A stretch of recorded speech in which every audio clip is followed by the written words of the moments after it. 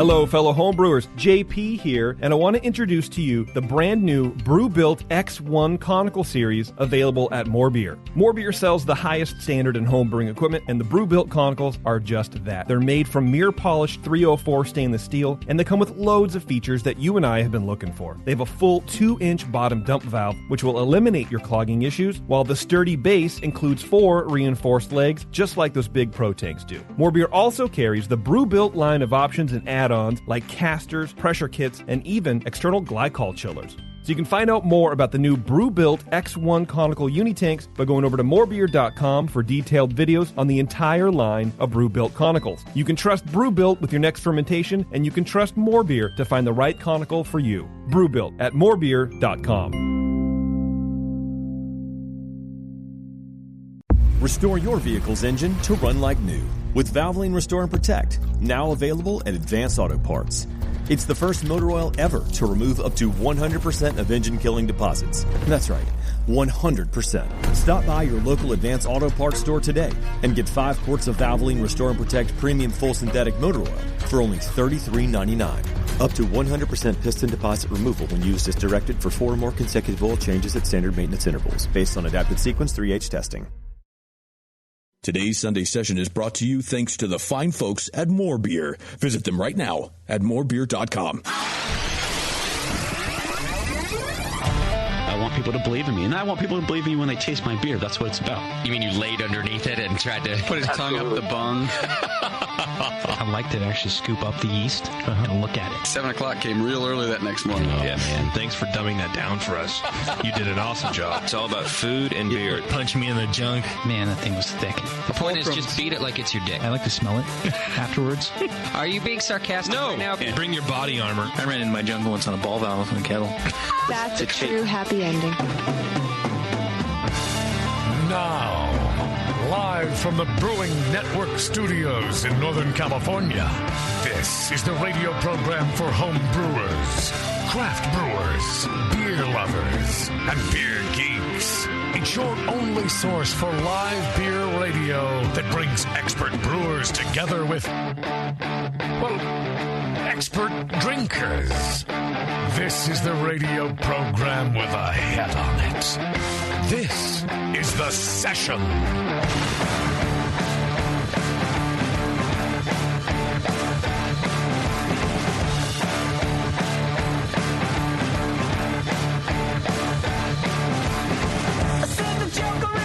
Hello, everybody. Welcome to The Session. I'm your host, Justin Crosley.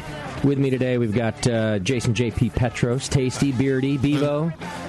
Everybody's here. All present. And a full studio again. Full deal. JP's health is back in order. I'm here. He's alive. That's healthy enough. I'm ready to be here. At least he's here. Not sure if his health is in order, but he is here. Well, we'll find out. It's December, and he needs to wear Christmas shirts. Fuck, yeah, I'm ready for it, dude. I'm ordering Christmas socks tomorrow, I swear to God. You started in November, actually, didn't you? I did. Right? Yeah. I did. I wore a Christmas shirt, it was late November. It was after Thanksgiving. Okay. So you got to give me that. Yeah. Oh. Back in action. Christmas time is upon JP. I'm ready for Christmas, dude. Let's go. Yeah. Let's go. We got a great show planned for you today. The Booth Brewing Company is in the studio with us, so I'm excited about that. They're a multinational brewing company. They're from originally from Seoul, South Korea. And, and now have a brewery in Eureka, California. Okay. So we're going to get to hear that story from them and try some of their beer. Trying one right now. Oh, yeah, you already got, because we have it on tap here at the Hop Grenade. Yeah, there's several beers on tap. Yeah, so you can come on down to the Hop Grenade tonight or in the next few days. We'll probably have some of the Booth beer on tap. That's why we moved the studio here to a bar, so that you can come enjoy the beers It's one good thing, that we get to talk about. So come on down and do that. Tonight's show is brought to you by the good folks over at More Beer, and they've been sponsoring this show since day zero. And More Beer wants to change your malt game with Viking Malt. Hailing from Northern Europe, Viking Malt is a family-owned malt house since 1883, and it's the largest specialty malt producer in the world. Their base malts are malted from null-lox varietals that do not contain the enzyme lipoxygenase, which leads to trans-2-nonenal in beer. Wow. Which is responsible for those stale cardboard flavors. So head on over to morebeer.com and brew with ingredients from the future. We've been rehearsing that since you've been 6 weeks. I mean, come on. When Brew Your Own goes on the books on tape, you're gonna have to do that, I think. You're good. Yeah. I think I finally got it right last week. So, like I said, it's been 6 weeks. Well, I just emailed Olin earlier today. All right, time for a new live read. Let's go. So, okay. Just when I get it right. Yeah. Have them send some harder to pronounce words. Yeah. These ones do contain the Lolonol-Non-2-Lux Deluxe varietals. There you go. I mean, do our listeners even care either? Oh, I know. I thought that they love would. dropping names. No, they do. Yeah, for sure. And I was like, I kind of want more chemical names in things. But, great. Makes you seem smarter when you use the chemical. Right? Or dumber when I get it wrong. Yeah. It kind of works both ways. It's pretty good. Yeah. I don't like to expose to the audience how dumb I am, at least as little as possible. Especially that many. Small audience, I bullshit people all the time. That guy out in the bar, I probably bullshit him. Right. But, thousands of people at one time, that's tough. Somebody's probably smarter than you. Oh, man. Always. I got accused one time. Of being smart? Of being the smartest person in the room. Jeez. I went and spoke at this podcast conference once, and the truth is, when I go to conferences like that, whether it be for beer or podcasting or whatever it is, and I was invited to participate in this one, I sat in on a group session. I actually tend to keep my mouth shut, and I just listen a lot, and then I'll just throw in a couple of things, and a couple of days into it, it was like the wife of another podcaster, and it was more accusational. She kind of was like, watch out for that guy over there, because he's the smartest person in the room. He's just listening to everything that you guys do. And I was like, man, she doesn't know shit. Meanwhile, you're trying not to throw up on her shoes. I know. Yeah, exactly. Meanwhile, I was just hungover. Yeah. She thought those were wheels turning. You were just like your eyes rolling back in your head. Yeah. Exactly. All right. Well, we do have a great show planned for you today. Like I said, let me get through just a few announcements before we move on. And our announcements are brought to you today by Drake's Brewing Company. Go to drinkdrakes.com and check them out. And if you get a chance to try it, look at their Bright Side Extra Brut IPA. It's this new Brut IPA style is kind of coming about, and I like the style quite a bit. It's a pale, dry, highly carbonated champagne-esque beer, and they're really proud of it, and I think they should be. It's a great beer. Go over to drinkdrakes.com and check it out. You can find out where you can buy your own Extra Brut IPA. And it's in bottles. I think you had a picture of the bottle. So it's in store shelves as well. Yep, so it's in bottles. Guys that drink at home can get it if you're in their distribution area. I realized that since the fall of my beloved Pale 31, I almost exclusively drink Drake's right now. I mean, I drink other beer when I'm here at the Hop Grenade, but when I'm at the store, I always have Drake's 1500 in my fridge. If I'm going to have an IPA, I actually really enjoy Drake's IPA. And sometimes I don't notice this for a while. I'm a creature of habit anyway, but then on occasion I'll pay attention to myself, and I was like, wow, I almost exclude. If you were to look at my receipts, Drake's would be really proud of me. It's almost always a Drake's beer that ends up in my fridge. You're not looking at what else is there. I look every time. I don't know. I'll get that Drake's IPA. Yeah, and especially that 1500. What I've discovered too, the problem with the 1500 is it's so damn easy drinking. I'm through 4 of them before I even know it. So. Should be sold in 12 packs. I just accept whatever Matt Brennelson gives me, and now I just drink lager. I have been drinking that Firestone lager a little bit, too. That's a nice beer. Yeah. But, no, they lost my full loyalty. They still have my loyalty, just not my complete and utter. Yeah, for sure. Right. Which is what they had for a while. Now I think it belongs to Drake's.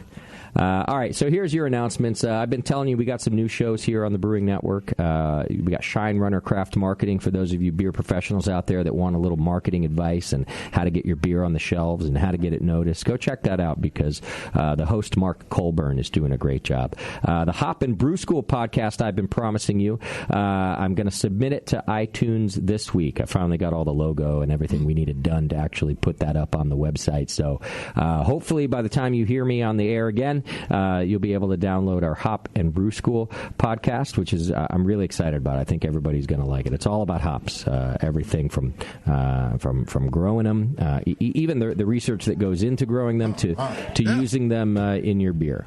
That's great. Now, of course, you for those of you spirits drinkers, you might like that show Heads and Tails. Hey, you might. We got that. We got that here on the Brewing Network. Tell some, I run across people that are drinking, whiskeys and stuff. Like, have you heard of this podcast? Yeah. Like, no, I haven't heard of it. Like, I describe it to them. They're like, wow, I got to check that out. Oh, yeah. So I think, I just need to get the word out. That's fine.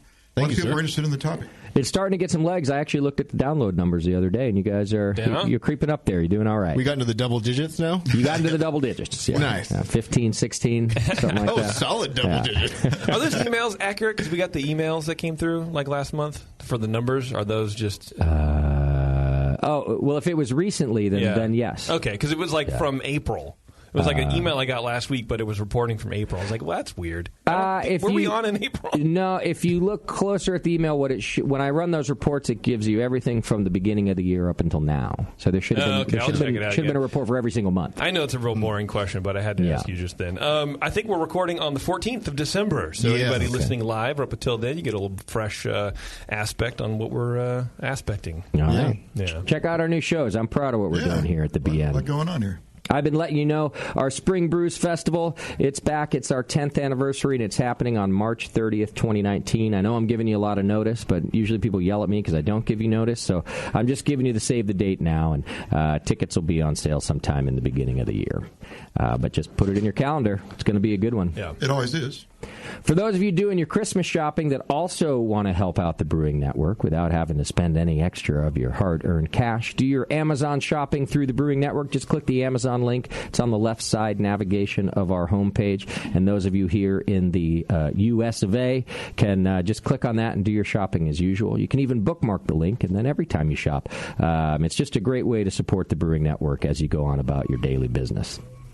If you want a great magazine, you should click on the BYO link on our left side navigation of the website. That's Brew Your Own Magazine. You can sign up for a subscription there, and we get a little commission out of that too.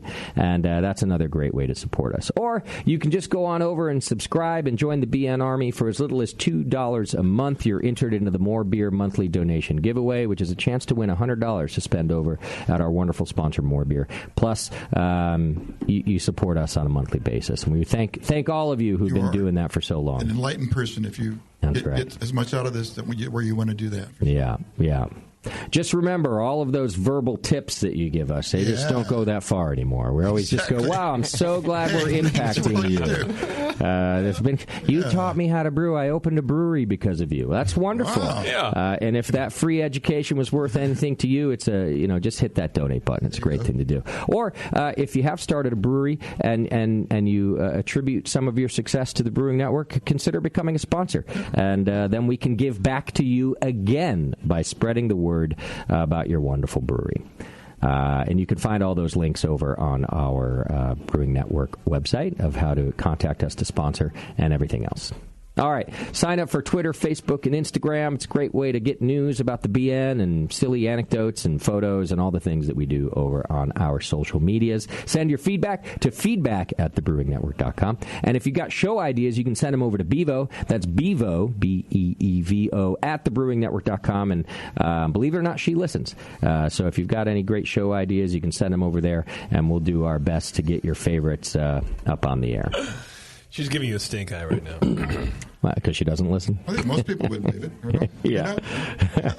But it's interesting. She likes food so much she's wearing a T-shirt that says fork on it. And I just, tomorrow will be knife. Yeah, she's plate. Yeah. Surprised she didn't name her kid food. Yeah, a little food more. I love you, food. Food more. Food more. Yeah, or listed alphabetically, more food. More food. Are you here, more food? Well, I mean, honestly, her middle name is Rosé, so I feel like that's at least... not alphabetically. Yeah, usually you do last name first, so it is. On attendance. Yeah, you go more okay, food. I see what you're saying. Yeah, you rarely do alphabetical names by the first name, Bebo. Anyway. That's how Bevo does it, though. Been trying to educate her for years. We have a Twitter game today. We do have a Twitter game, Jason. I did last week's Twitter game for you. You did? How'd that go? What was it? I thought it went okay. It was what should the Brewing Network buy Bevo for Christmas? And as you can imagine, we got some nice ideas. We had to censor some out, of course, but we had some pretty funny ones in there. That's a good game. What was the winner? I don't remember. The winner was a Dyson Airblade.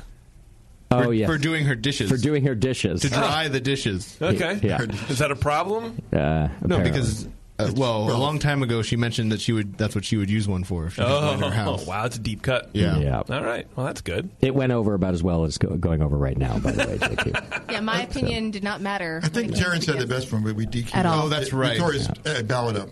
Oh, Terrence was here. No, he called in. He tweeted in. Tweeted. Yeah. All right. All right, tonight's Twitter game is brought to you by the Wine and Hop Shop. Go over to wineandhop.com. Most of their items ship within 24 hours, and BN listeners get $8 flat rate shipping on orders under 25 pounds. Just enter BN shipping in the notes field of the shopping cart. And Madison, Wisconsin residents, order your homebrew supplies online at wineandhop.com and pick them up at Working Draft Beer Company, located over on Wilson Street, right across from Central Park. They'll waive the shipping and give you half off your first beer. Go check them out at wineandhop.com. Not bad. Yeah. That's a good deal. It was a good deal. All right, what's our Twitter game today? Well, somewhere along the way, Justin, the Venn diagram that is the beer world started overlapping a bit too much, I think, and beer styles start looking more and more like each other. So let's kill one. Kill a beer style. Which beer style should we retire? Okay. And why? Make it fun. Yeah, give us a reason. All right, I like it. All right. How about a little feedback? Let's do a lot of feedback instead. Let's switch it up a little bit. I see you're little and raised you a lot. Feedback's brought to you today by the Beer Law Center. Our good friend John takes care of our trademark. He can do the same for you or take care of your TTB filings for you. Go see him at beerlawcenter.com. Let's see. Josh writes in, I didn't look this up because things kind of went awry right before the show started, but I guess our last Russian River show, I'm assuming it's the last one we did. He had no date at all, so... He says the link to the podcast appears to be faulty. It pulls up a 3-hour blank podcast as if somebody recorded themselves for 3 hours accidentally with a microphone in their pocket. So that's probably going to be an earlier show if it was 3 hours. Address this and let me know how I can listen to the original show from Josh. Well, first of all, Josh, my guess is that is a problem on your end. Otherwise, we would have been flooded with emails solely based on who the guest of that podcast was. So sometimes you have to re-download things, even unsubscribe from our podcast and resubscribe occasionally.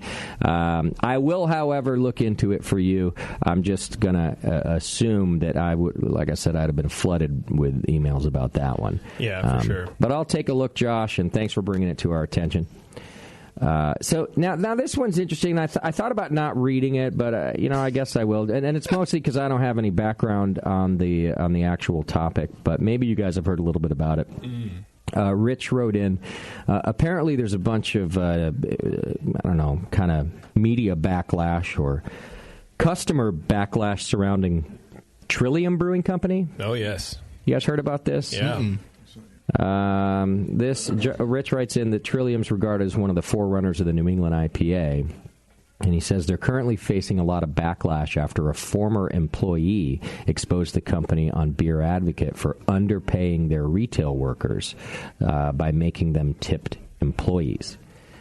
Using the beer from the bottom, and also then using the beer from the bottom of their fermentation tanks for growler fills. Yeah. It was a whole thing. Yeah, it goes in a brown bottle. Let's get rid of this stuff. and allegedly pouring tequila straight into kegs from one of their tequila barrel-aged beers. He says there are also other accusations made in the post over on Beer Advocate, including overall mistreatment of the brewery staff. Well, those beer things sound a lot like an agitated employee that's mad about something else. I think the pay structure. Those could be true. Those could not be true. I wouldn't be surprised if a brewery added tequila to a beer. I guarantee you, if they did it, they're not the only one. But right. Yeah. So the owner of Trillium, Mr. Trillium, Trill, I guess I don't know whatever his name is. Responded to the guy's post in a public setting, and addressed every other issue except the tequila barrel one. He just kind of glossed over it. But the accusation of using the kegs for growler fills that are kind of lower in the fermenter, he was like, well, that's just what we do, but we let them sit for longer for all the trub to drop out. And it's like, okay, I guess. But the accusation is that the reason between the growlers and the can fills, there's a taste difference and there's a turbidity difference, regardless of how long they let it sit. So the issue is what the guy's saying is don't go and buy growler fills. Buy from the cans if you're going to buy them because it's better beer. I see. No, I can see a practicality in brewing that would make all that make sense. Like for instance, say you're coming out of your fermenter into your bright tank, or maybe you're canning right off the bright tank, and you see that it's getting hazy, right? Mm-hmm. Like, okay, whoa, let's just stop. Let's just stop the run. We'll make sure it's consumed fresh by letting it sit 4 more days. We'll crash it maybe, and then we'll serve it in the tap room. We'll put it in little growler fills out of it. Right. The beer is perfectly clear. It's just as good as the other beer. It just took 4 or 5 more days for it to clear. Well, they're saying this guy was saying that it's not. Well, apparently, I don't think he knows that it's not. It's probably. I'm saying I'd like to cross-examine. He's saying this like the same day, like they. Well, I mean, I didn't interview him, so I don't know for sure. But in the post, they let the beer clear before they poured. That's what the owner of Trillium said. Yeah. But in just kind of reading the back and forth on social about this stuff, it seems to corroborate the idea that has been circulating that the growler fills aren't as good as the can fills. Okay. Mm-hmm. And this is, but in theory, allegedly why. Their customers are used to drinking Trub. Right. So what's the problem? I don't see what that is the name of the brew. This is all a result of employees having an attitude about this page structure that they're putting. Yeah, so I guess they were paid $8 an hour, and then they got dropped to $5 an hour tipped. And the brewers or the bar staff? This says retail staff. Yeah. Yeah, and so the issue is, when was the last time you went to a beer bar and bought a 6-pack of beer and tipped? Mm-hmm. Nobody does that. And so you're losing $3 an hour. Meanwhile, the company's growing and opening other places, and you know what I mean. Like Trillium beers aren't going for a pence, right? They're going for a lot of money. So you reduce people's pay $3 an hour, put them on tips, but they're in positions where they don't get tips. When was the last time the keg washer who made minimum wage got tipped? Why are the bartenders who actually get tips potentially complaining? I mean, that's a whole different issue. I have no idea. If you get tips, it's a whole different equation. Yeah. No. I would ask, most of the places I go that are really popular, when it's all said and done, whether the bartender is making $5 an hour, $8 or $10 an hour, it pales in comparison to what he's making in tips. Right. Yeah. And if they came in and said, instead of making $60 an hour, you're making $57, like, okay. Right. All right. Well, because I didn't really have the time to do my own research on the topic and where Trillium stands, I'm not really going to speak to what they do, but I will go to the second part of his email, which asks some more general questions. And that's where Rich says, I know that this is just one brewery in hot water over this, but do you think it's indicative of any larger trends in the industry as a whole, as far as the pay for their employees is concerned? And then he goes on to say that I guess what he read was that Trillium's owner said they're just following an industry standard, but they've remained conspicuously quiet over the shady brewing practice allegations. Yeah. Again, not my words. This is from the emailer writing in. He wants to know, is there a larger conversation that needs to be had in our industry over any of this, or is this an isolated instance? Well, here's what I could say about that, Rich. If there is a larger conversation to be had, I think it's happening in the U.S. right now, and that is about what the minimum wage should be for employees. I think that it's really a broader conversation that doesn't have a whole lot to do with the brewing industry, at least as far as wages are concerned, but it does have some to do with the hospitality industry. And that is, of course, when there is a federal minimum wage proposed, and mostly we're actually seeing this battle happen in the states and even in counties in the states. I can give you a couple examples here in California. The minimum wage debate is a pretty broad debate, and for a long time, those in the hospitality industry, restaurant owners, bar owners, things like that, they've asked for a differentiation between what their federal or state minimum wage should be, as opposed to those who are in the non-tipped industry, manufacturing industry. You know all the people that you don't tip, and some states have made some exceptions for those. Colorado, for example, has set a different minimum wage for service industry employees than the rest of the industry, and what they require is that when you count the wage that you give your employees plus tips, it has to at least be that of the federal mandated minimum wage, and there is a federal mandate. I think it's $7.50 or something like that. So they allow that only, of course, applies to service industry workers. The state of Colorado then says if you're not in a tipped industry, you have to give their state allocated minimum wage to your employees. So should there be a larger discussion about that? Absolutely, and I think it's happening right now. I can give you a little bit of my own experience, and that is that I would like the staff here at the Hop Grenade to make as much as we can possibly afford to give them. When you start to introduce really high minimum wages, such as $15, I know that San Mateo, California, for example, is about to go to $15 in January. The margins on the restaurant and bar industry are pretty low. And when you start to reach that $15 an hour minimum wage, labor is always your most expensive cost in this industry. You really cut into the minimal margins already, and there are businesses that will not be able to either compete or sustain when you get into those things. So this is going to be going on for a while, this conversation. It's an issue. About what we do. In San Mateo, the government-assigned poverty line is 6 figures. Yeah, right? It's out of control. Yeah, the cost of living and I actually really believe that this conversation should be happening, even as it affects the Hop Grenade, whether we're here or in Colorado or any place we open. I still think it's a conversation that should happen. But there's not really one great answer for it. Beardy brings up a good point. What about the keg washers at a brewery? And, of course, those aren't tipped employees. Right. And they're a higher minimum wage, whether that be set by the state or federally, certainly could go a long way to help out those individuals and their families. But they still all have to fit within what the market will bear. Right. And at the same time, as a beer fan, you might be offended by Trillium's practice. You might go on Beer Advocate and complain that what they've done is wrong.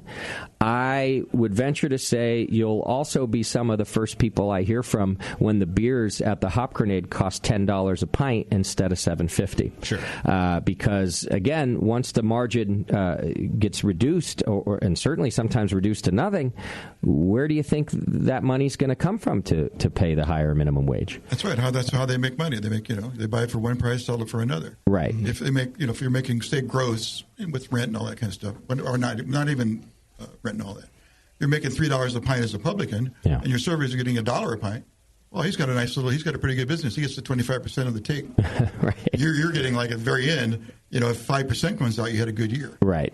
Yeah, I have a hard time feeling sorry for a brewery taproom server complaining about their income because pretty much everybody I've talked to and places I've worked, the tasting room people are making more than most of the people on the production floor. Yeah. Oh, sure. So I will shed 0 tears for anybody front of house complaining. And the production people, part of the argument that this ex-employee made was that it's the prestige of working for a brewery like Trillium, where that goes on your resume. Like, I washed kegs for 6 months at Trillium. Now I'm going to, they're using it as a ladder, so that's why the pay is a little bit lower. Yeah. Okay. I don't know.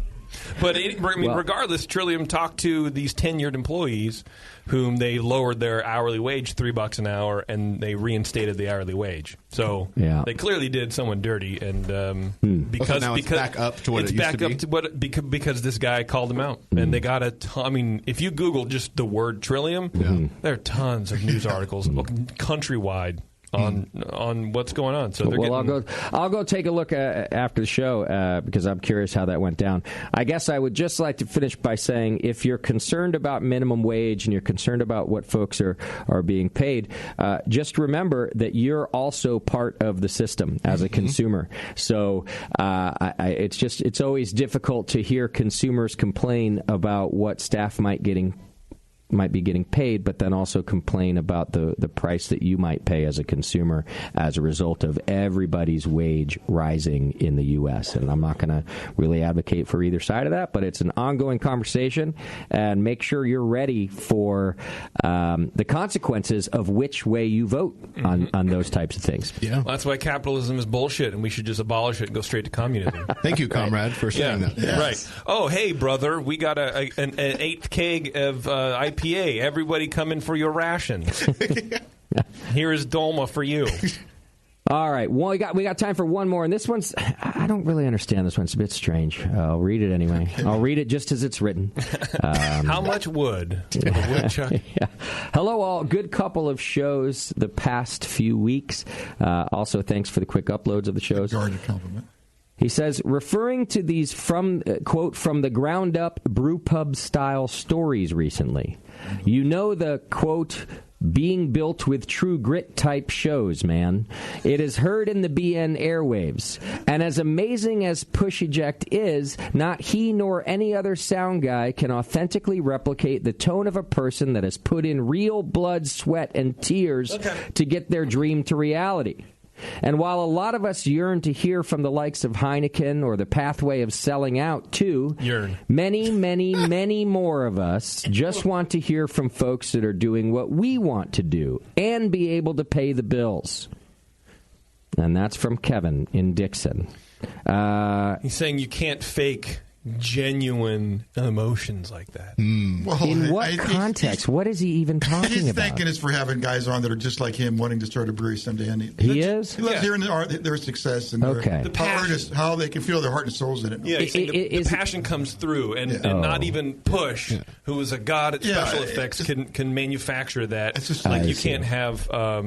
I don't know, St. Archer or Golden Road, or breweries who were built to sell instead of breweries who were built to sustain their family and their environment. So he's not suggesting that we're not having those stories on in lieu of fake beer stories? No, I think he's not suggesting that we have them on in lieu of not fake beer stories. Okay. Good job would have been so much easier. Yeah, so we're doing it right, is what he's saying? We're doing it right, but within the context of almost doing it wrong by interviewing the people who are doing it right. Got it. I guess. No, I'm confused, too. He's just making things up. Yeah. The guy? No. He's almost trying to make it up by being ironic about how it was made up, but with the genuine passion of someone who was made up. Right. The irony got in the way. And he appreciates your passion. I see. Right. Ironically. Well, post-ironically, as a matter of fact. He does go on to talk about our Twitter game last week, and he says, really, no live listeners doing the Twitter game were willing to give Bevo a month's rent at the trailer park, or at least a Taco Bell gift card? I gotcha, girl, he says. See, what he means by that is not only were they not... Shut up, JP. I appreciate the Taco Bell gift card. Not the trailer park? I will eat it with both of my forks. I don't live in a trailer park. And then he did sign off as sent from my Bevo-approved double-sided BN Army device. So, there you go, Bevo. Love it. Yeah. All right. Well, that's all the feedback we have for you today, like it or not. At least it was an interesting one. Right. right. Before we go to break, I want to remind you of our AHA member deal happening through the end of December, which basically if you use promo code BN2018, that's BN2018, between now and the end of the year, for any new or renewal membership through the Brewing Network, you're going to receive a free copy of both Wild Brews and Farmhouse Ale. So 2 books. All you have to do is click on the AHA link on the left side navigation of the brewingnetwork.com website and use coupon code BN2018 at checkout. And it works for both renewals and brand new memberships. Of course, AHA membership is useful in a ton of other ways too, but you're also going to get a couple of free books. So if you're looking for a gift idea or you just need to renew, click the AHA link on the Brewing Network homepage. Dude, do that. Get your free books and give them out as Christmas presents. Oh, nice. Nicely Save yourself done. some money. I like that because I was thinking a lot of our listeners already even have those 2 books. But if you already do, you can give them out as gifts. Yeah, and if your membership's not expiring, you can just add on. You can just go ahead and add on to your membership. There you go. Did you know that back in '88 they had Kathy Ireland on a special issue of Zimmergy magazine? I did not. She was a homebrewer, apparently. Yeah. Wow. Yeah. I did She not was, know. it's a good photo. Yeah. It's a collector's item right there. Yeah. No, she's worth $300 million. She has her shorts pulled up beyond her navel. Maybe I have seen this. Oh, yeah. I've seen it. I go back further than you guys. Kathy Ireland, swimsuit model, actress, and home brewer, according to Zymurgy magazine. Interesting. Where's she now, anyway? Still alive? Let's find out. I think she's living in Ireland, which is ironic. That makes sense. Sure it's not Kathy? While JP's looking that up for us, we're going to take ourselves a quick break. When we come back, as promised, we've got the Booth Brewing Company on the program. We're going to try their beer and learn all about their migration from Seoul, South Korea to Eureka, California. Hang in there. You're listening to the Brewcasters on the Brewing Network.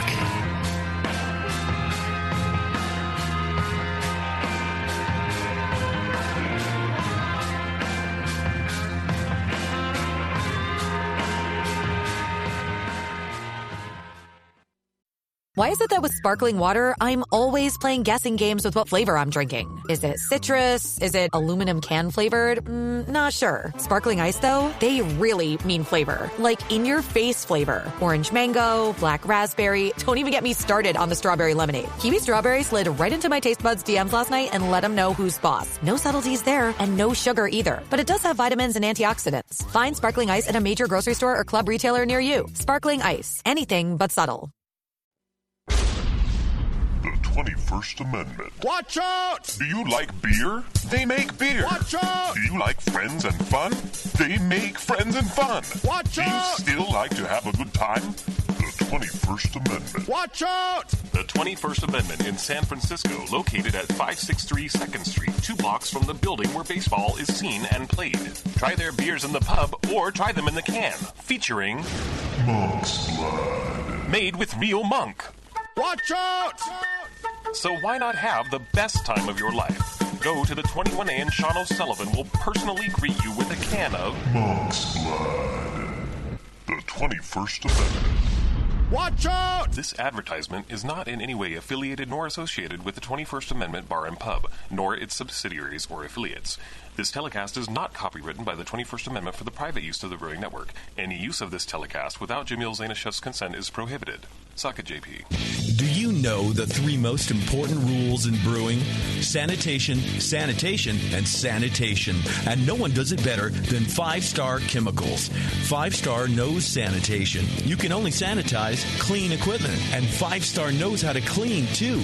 For craft brewers and home brewers, 5-Star has what you need to keep your fermenters, serving tanks, kegs, and draft lines sparkling and free of any beer-spoiling bacteria. PBW, caustic, acid cleaners, Star Sand, SaniClean, lubricants and defoamers, pH stabilizers, and more. 5-Star Chemicals has cleaning supplies, safety supplies, heat exchangers, pumps, hoses, and valves. And 5-Star is proud to offer eco-friendly products that exceed customer expectations. If you have a cleaning problem, you need the 5-Star solution. Visit 5starchemicals.com or call 800-782-7019. 800-782-7019 and get the 5-Star treatment today.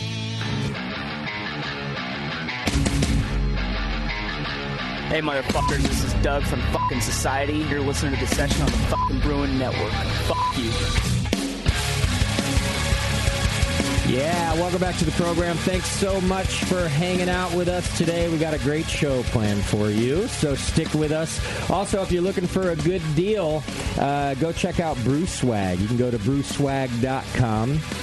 And they're giving away a free Jaded Hydro Wort chiller from Jaded Brewing. They've reimagined what an immersion chiller can do. And with the Hydro Wort chiller, you can chill your wort down in just minutes. So go enter to win today over at brewswag.com and click on Win Free Swag. That's brewswag.com and click on Win Free Swag and check it all out.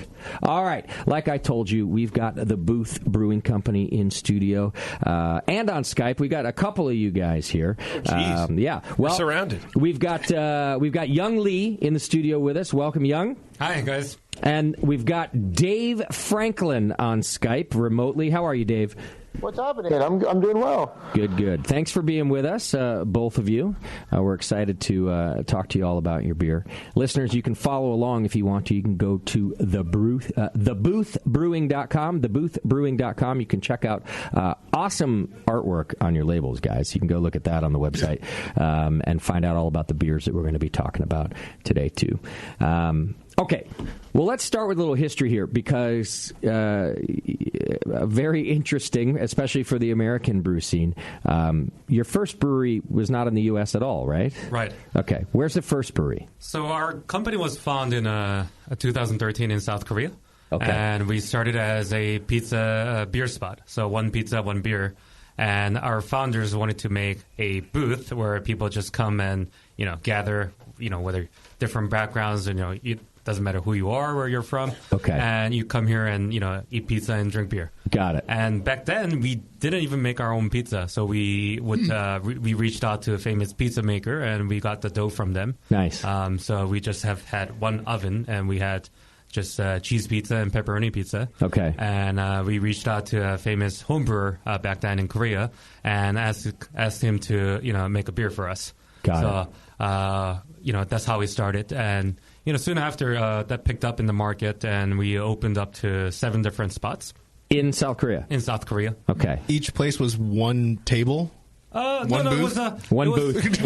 Right. And one home brewer and one pizza. Right. Yeah. So we focused on one beer and then pizza. And then what happened was that... hang on. Let me stop you there. I got some catching up to do first. Okay. Were there other craft breweries? It was in Seoul, South Korea? Yes. The first one? Were there other craft breweries there before the booth?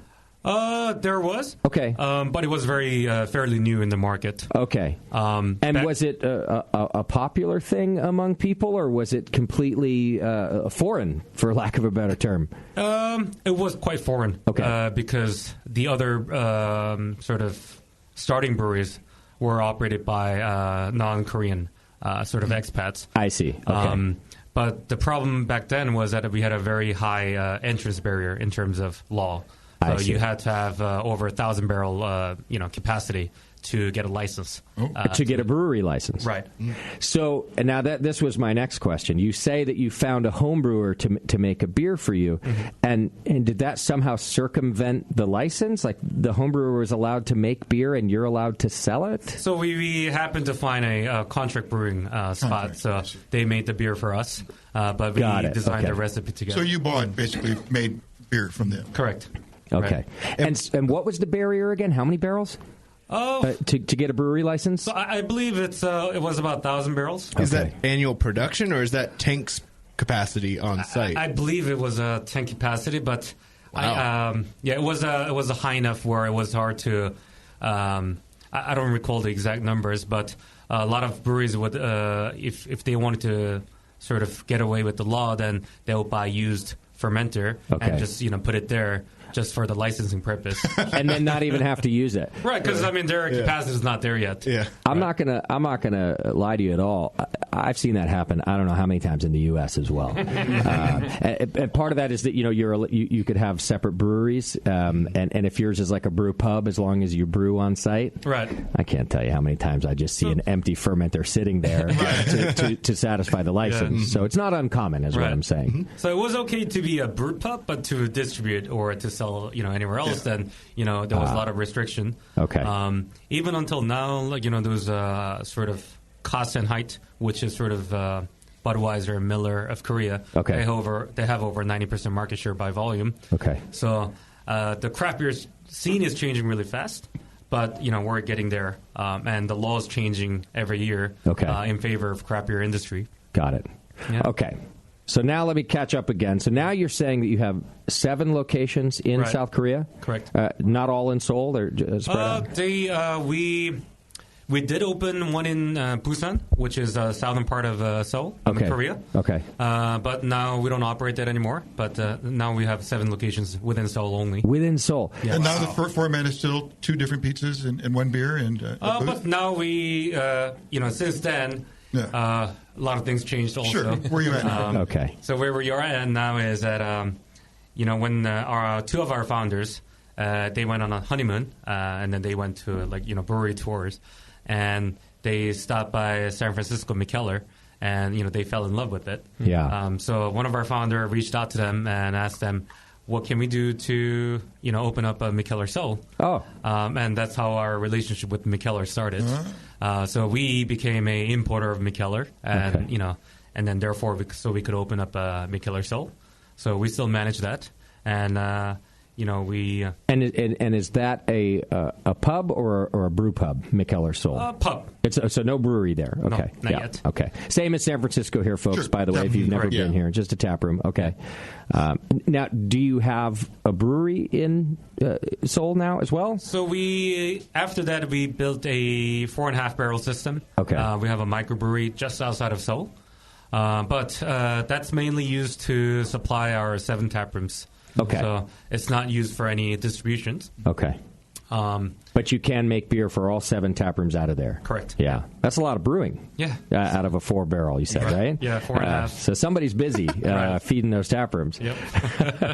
The population must be massive in Seoul for you to have that many locations. And its nearby cities have about 12 million people. Wow. Okay. So. Of course, it all depends how popular craft beer is. I mean, what's the trend? How's it trending there? Like now, I mean, it's been changing quite rapidly past about 2 years. 2 years, it's really picked up. Yeah, a lot of people are starting, and then they also get a fundraise from VCs and whatnot, and then ex-bankers or finance people they decide to what can we do to change the scene as well? Okay, and they jump into the market as well. Nice. So there's a lot of new young blood and creative people trying to jump in and change the scene together. Okay, great. Yeah. What is the other most popular alcoholic beverage there? What were people drinking before craft beer? Well, mainly, Korean spirit, cold soju. Soju, okay. Soju, dude, let's get wrecked you like right soju? now, dude. Jesus Christ. Yeah. Imagine water that will trash you. Okay. Yeah, it's amazing. It's usually around 16 to 19% alcohol. Whoa. Wow. So it's a very low alcohol and easy to drink. Okay. But it will get you drunk. How does it hide the alcohol? What is it? Is this an all malt beer, or is it rice? Is it mostly rice? What is it? Rice So wine? it's 51%, I believe, Korean rice, and then 49% imported. Something that could derive carbs in sugar. Just any sugar source? Yeah. Okay. All right. Okay. It's rice wine. Right. So now craft beer, just like everywhere else, you introduced that, and it's kind of growing rapidly. 2013, you say you started in Seoul. Correct. But now you guys have a brewery in Eureka, California. Yes. Which is up in Northern California, for those of you who don't know. And when did you open that brewery? So what happened was that so the brewery that we operate right now used to be the old Lost Coast Brewery. Got it. Oh, nice. Yeah, Lost Coast used to be sort of it was the first IPA craft beer to be introduced to Korean market. Oh, so interesting. it was like a symbol for us, and then our, founders were following them. And they had been around for just years. Oh, yeah. Right. Yeah. Yeah, and then they heard that they built a new facility. So our founder reached out to them how he reached out to McKellar. Yeah, he's not afraid to make a phone call. Yeah, definitely. And he asked about the old facility, and they had a deal, and we were able to get their old facility. And when was that? That was in 2015. Okay. And I think we completely took over early 2016. Okay. And took us a little bit of time to, get ready for ourselves. Mm-hmm. And then our first beer that we brewed was last June. Nice. Okay. So, And not this year, but last year. Of 2017. Yeah. Okay. And Young, did you move here from Seoul to be part of it here, or are you from here? So I grew up here. I've been traveling a lot. Okay. I used to grow up in a small island called Guam. Okay. I used to live in New Jersey, Berkeley, LA, and then I was in Korea for past 10 years. Okay. And I was in wine and spirits importing and distributions. Got it. Company. Guam is just like New Jersey, so I'm sure it was an easy transition for you. Yeah. So it was good. And then when did you get into brewing? Did you start homebrewing while you were in Guam or in Jersey, or where were you? So I was in Korea, and then I was in the alcohol, wine and spirits distribution company. Business. And one of our old staff became like a sales director at the Booth Korea. Okay. And he was interested in a program that I developed for my own company that I used to run. So I actually went there for a sales pitch to sell the program that, for sales and, group beers, marketing stuff. Mm-hmm. Okay.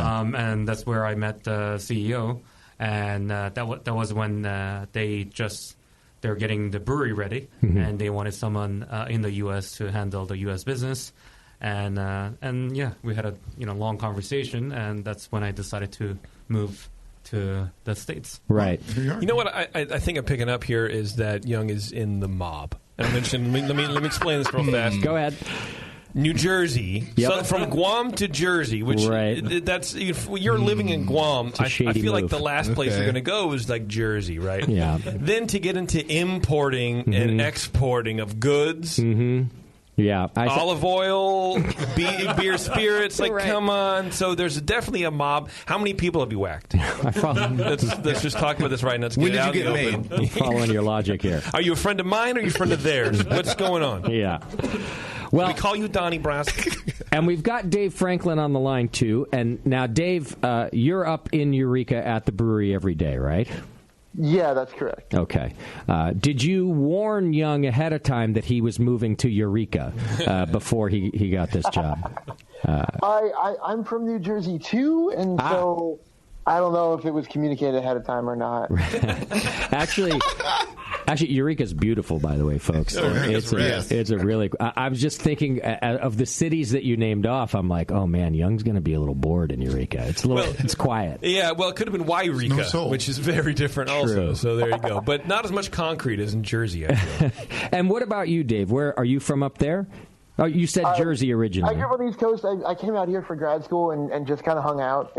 I really like it here, and so hooked on with a local brewery here. That's how I started my time in the industry, and just really liked it, and here I am. Okay. And you're the operations manager of the brewery there in Eureka? Yes. Okay. So basically everything that needs to get done comes across your desk there. We have three really talented brewers that I work with. They take care of making the beer, and anything that's not making the beer is generally on my desk in some fashion. Got it. Okay. So, and have you been there since you guys took over the Lost Coast Brewery and opened? I'm actually pretty new. I started in April.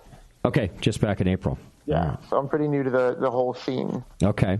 Well, why don't you help me with this, if you don't mind? We've got a beer in our glass right now that I want to introduce and give a taste. It's the Fun Follower Wit Beer. And what can you tell us about this beer as we taste it here in the studio?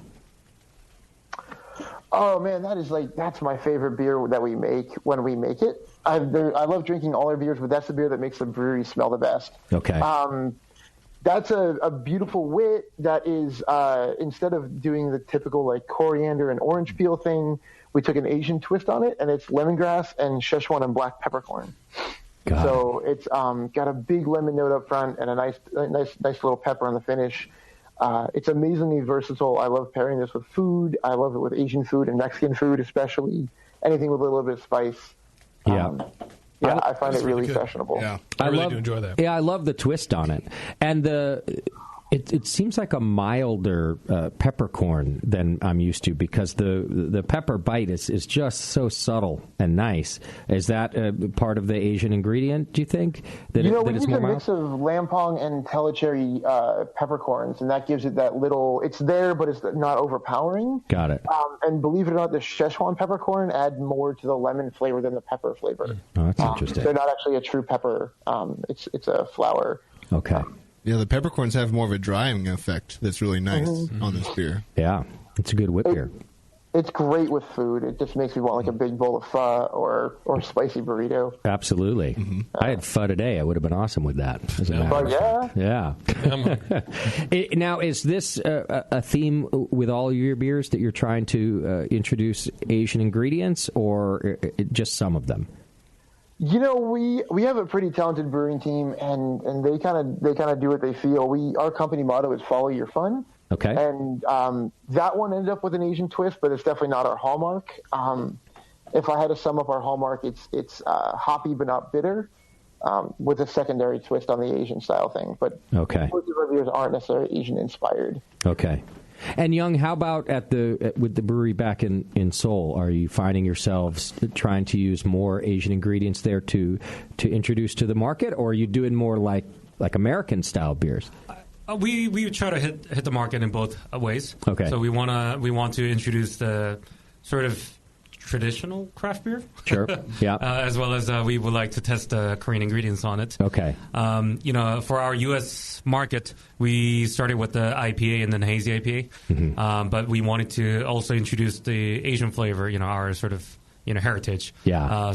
That's how we started. Yep. And like you said, it's Follow Your Fun is our company motto, and this beer is called Fun Follower. Got it. So this is our fun project. Yeah. So this time we used peppercorn and lemongrass. Yeah. We've done R&D with the chili powder and ginger. So we want to experiment more as we go, and we would like to definitely introduce more flavors.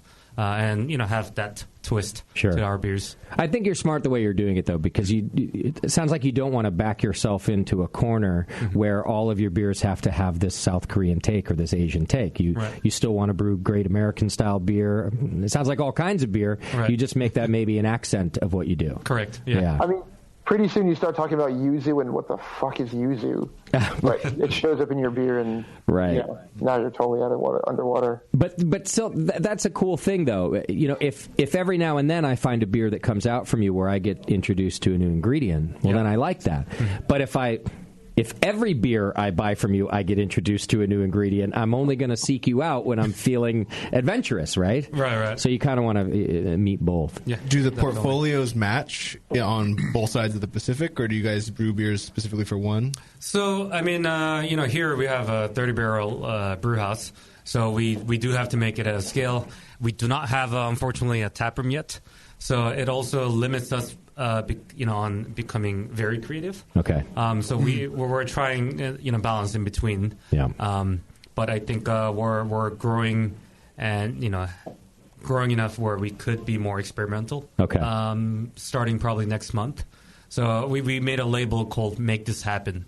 It will be "Make This Happen" beer, where we get to test around different types and where we could be more creative. Okay. Not restricted, and we want to test as much as we can. Okay. Sure. What's your most popular style in South Korea? Is it like everywhere else in your IPAs or what fly off the shelf? Or so right now our most popular beer that we sell right now is our collaboration beer with Mikkeller, and it's a pale ale. A pale ale. Yeah. Love it. God bless. God bless the pale ale. Okay. Yeah. And then I wonder if you can help me with this story. I just was reading a little bit about you guys and something with your founders about when you started. Kind of, I guess one of them sort of made this comment that the best beer in the Koreas is made in North Korea. Right. That in all of the Koreas, the best one we have is made in North Korea. And it sounded like he or she felt like we can do better than that. Am I getting close to this story? So he was a economist journalist, reporter, and he was reviewing about Korea, and he said, surprisingly, North Korea made a very good beer. Okay. And it was better than the typical Korean lager-style beer. Got it. And that became a big, sort of most famous beer-related article ever written. I'm sure people are passing this around to their friends going, wait a second. How can this be true, man? It was on a national news TV saying that, hey, South Korean beer is worse than North Korean beer. Right. And actually, when I used to run my own company and was starting I was actually building my own craft brewery back then, and that was a pitch that I used to potential investors. Hey, to do this. We want to make a beer that's proud for South Koreans as well. Yeah, and we want to change the market as well. Is there a pride in South Korea that is competitive with North Korea? Is that why it sort of hit a string? That how is it that such a locked down country could be making something better than us? Is that part of it? In a sense. Okay, so it was true at the time. Yeah. What, do you think it was true? Did you have the? How did the guy even have the beer? So he was in Korea. So is the North Korean beer sold in South Korea? Back then it was imported, but not anymore. Okay. So now it's been cut off. Forget after the article. Did he? Not the article, but I think there was some political tension, and Okay. Wait, what? Political tension. What's this? Right. What's this? Well, I want to unite the Dakotas first of all, and then we can work on the Sometimes, Jason, countries don't get along. Well, and I ask if it was because of the article, because I'm worried that there's like a mark out on the guy's head, and he's one of your founders, and I feel worried for his safety. living in southern Utah under an assumed name. Yeah, after this article. Don't shoot at me. So, I mean, when he wrote the article, that was in 2012, I believe. Okay. And they had no intention of opening a pub or doing anything with the beer. Okay.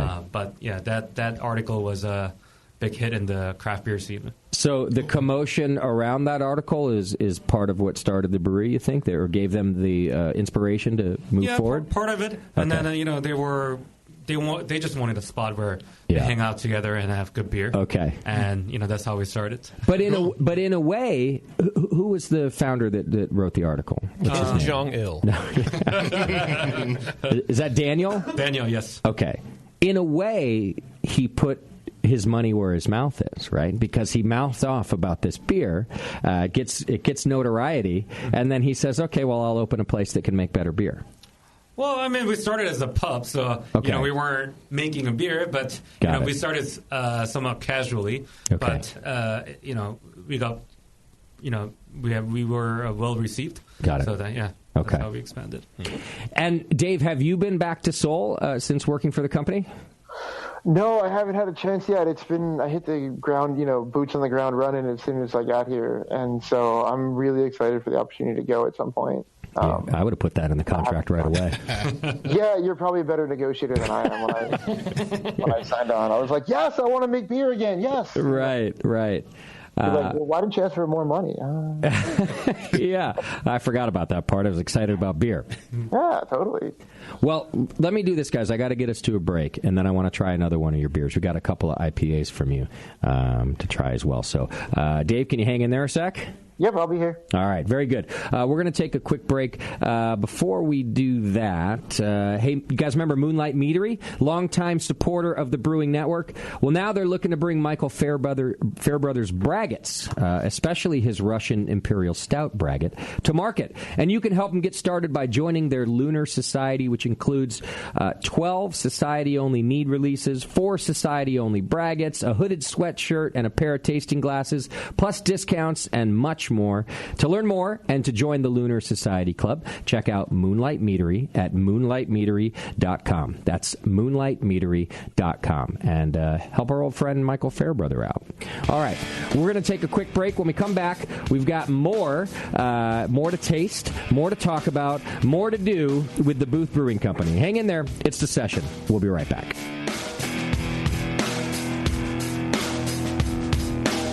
You're listening to the Brewcasters. On the Brewing Network.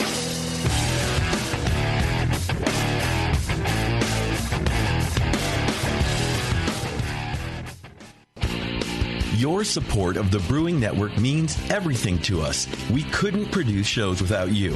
And we love giving you something extra for that support, like Brew Your Own magazine. You already know it's a great brewing magazine full of recipes, equipment how-tos, discussions of beer styles, and brewing techniques. Whether you're new to brewing and just starting out or you're an old pro, you'll always learn something from the articles in Brew Your Own. Plus, there are amazing special issues like plans for building a Brutus 10 system, 250 classic clone recipes, and the Homebrewer's Answer Book. Brew Your Own magazine and BYO.com are awesome resources for any brewer, whether for yourself or as a gift. When you subscribe or resubscribe from the Brewing Network homepage, you directly support programs like this. Get a great magazine and support the Brewing Network. Subscribe to Brew Your Own right from thebrewingnetwork.com. Are you looking for a simple brewing system that's great for all grain brewing, but everything on the market seems to be full of compromises? Blickman Engineering has the answer. The Blickman Brew Easy All Grain Brewing System. The Brew Easy is a complete system with easy upgrades and a beautiful compact design, perfect for any size brewing location. At its core, the Brew Easy is built on two gorgeous Blickman Boilermaker brew kettles, a high-temperature March pump, and either a top-tier gas burner or the new Boil Coil electric heater. The Brew Easy adapter lid allows the pots to stack on top of each other, forming an efficient, strong, and compact brewing setup that comes in 5, 10, and 20-gallon batch sizes. Upgrade your Brew Easy system with full automated control by adding a Blickman Tower of Power temp controller, and make moving around easy with the Blickman Kettle Cart. The Brew Easy is modular. If you already own a Boilermaker kettle, you can build your Brew Easy by purchasing just the modules you need. The new Brew Easy all-grain brewing system. See it today at BlickmanEngineering.com and brew with Blickman quality on your new Brew Easy.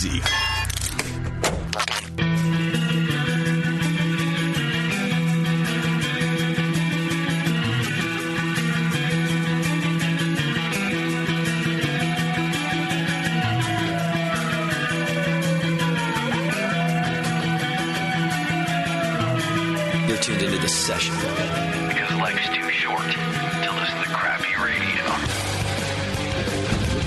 Welcome back to the program. Thanks for hanging out with us, and thanks for supporting our wonderful sponsor, White Labs. Pure liquid yeast means better beers. White Labs boasts the highest concentration of yeast in the industry, thanks to their patented Flex Cell technology and pure pitch packaging. The yeast contained and delivered using these innovations are propagated in all grain wort, providing the perfect nutrients for growth and optimal performance. With White Labs Pure Liquid Yeast, your finished beers will meet the high-quality flavor profiles that you intend to produce. Discover the White Labs difference. Go to whitelabs.com/yeastbank and find the perfect strain for your next beer. That's whitelabs.com/yeastbank. And thank you so much to them for being a supporter of this program. We are back on the air with the Booth Brewing Company. My R's are getting in my way right now.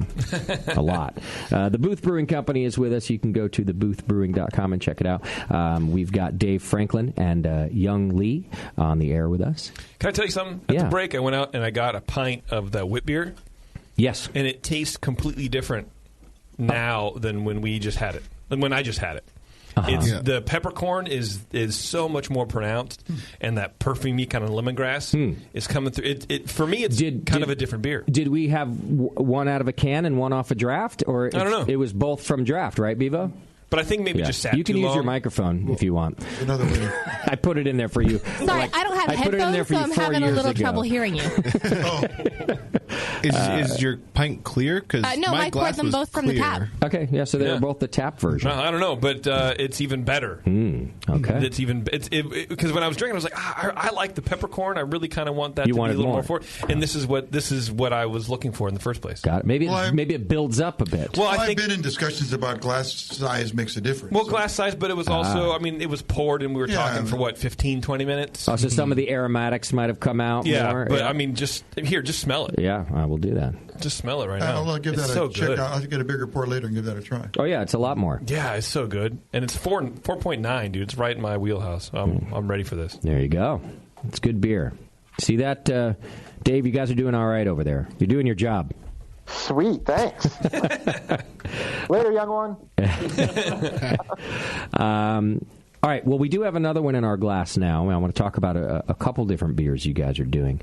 But we have I think it's Kookman IPA in our glass. Dave, you want to tell us about this one? I'm going to leave the pronunciation of Youngwon. Yeah, that's our closest thing we have to a flagship IPA and the closest thing we have to a West Coast IPA, although it's only 40 IBUs. Oh. And so it's again hitting that hoppy but not super bitter side of things. It's I find the hop aromas are way more enjoyable. They're way more open and it doesn't leave that clawing aftertaste on your tongue like some of the more bitter IPAs do. Right. It's a much lighter. I do have the right one here, right? Yeah. Okay. Yeah. It's the SRM value is very light for IPA. Yeah, what is that? A 4, 6? Yeah, something like Tasty's that. a walking SRM guy. Just a base malt beer. Go ahead, Dave. Oh, it's one of those ones where when you enter in a competition, do you enter as an IPA or a pale ale type of thing? Like, right. You know, it's too light and not hoppy enough for an IPA, but it's too hoppy for a pale. Yeah. Mm-hmm. So I saw on the menu it was 6.5%. Did I read that right? 6.5% and only 40 IBUs. It seems like it's pretty low in the IBUs, but this beer is in no way balanced anywhere towards malt. It's definitely balanced towards hop. Yeah, and dry. And then I could argue where it maybe is more balanced. Like I could see where it would come across as a pale ale. Sort of balance. Right, because it's not over. Actually, I think Dave kind of nailed it where he's like, you know, if I entered it as an IPA, they'd say, it's a little more like a pale ale. And if I enter it as a pale ale, it does have just enough, at least bitterness coming through, that it might fall past the pale ale. And then, like you said, not enough for the IPA. It does really straddle the fence there. But it's very, very dry. I can see why you can get away with 40 IBUs. It's very, very dry beer. What kind of hops are in here? That's Idaho 7 and Mosaic. I'm pulling up the recipe right now. Okay. Citra, Mosaic, Idaho 7. Citra, Mosaic, and Idaho 7. Yep. I've heard more about Idaho 7 lately, that breweries are using that.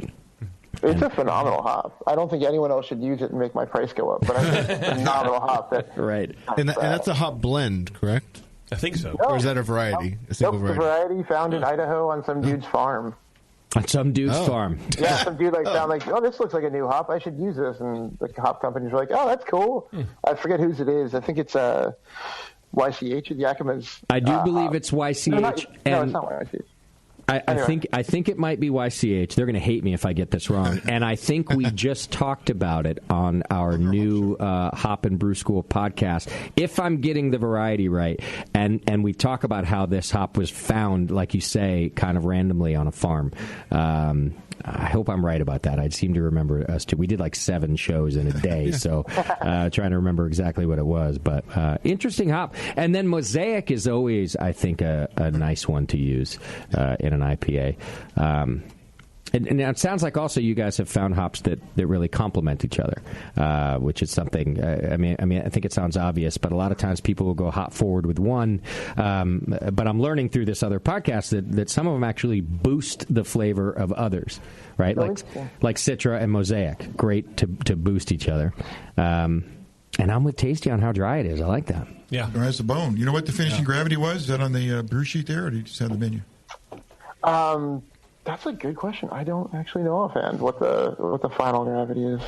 No, I would drink this. I would drink this.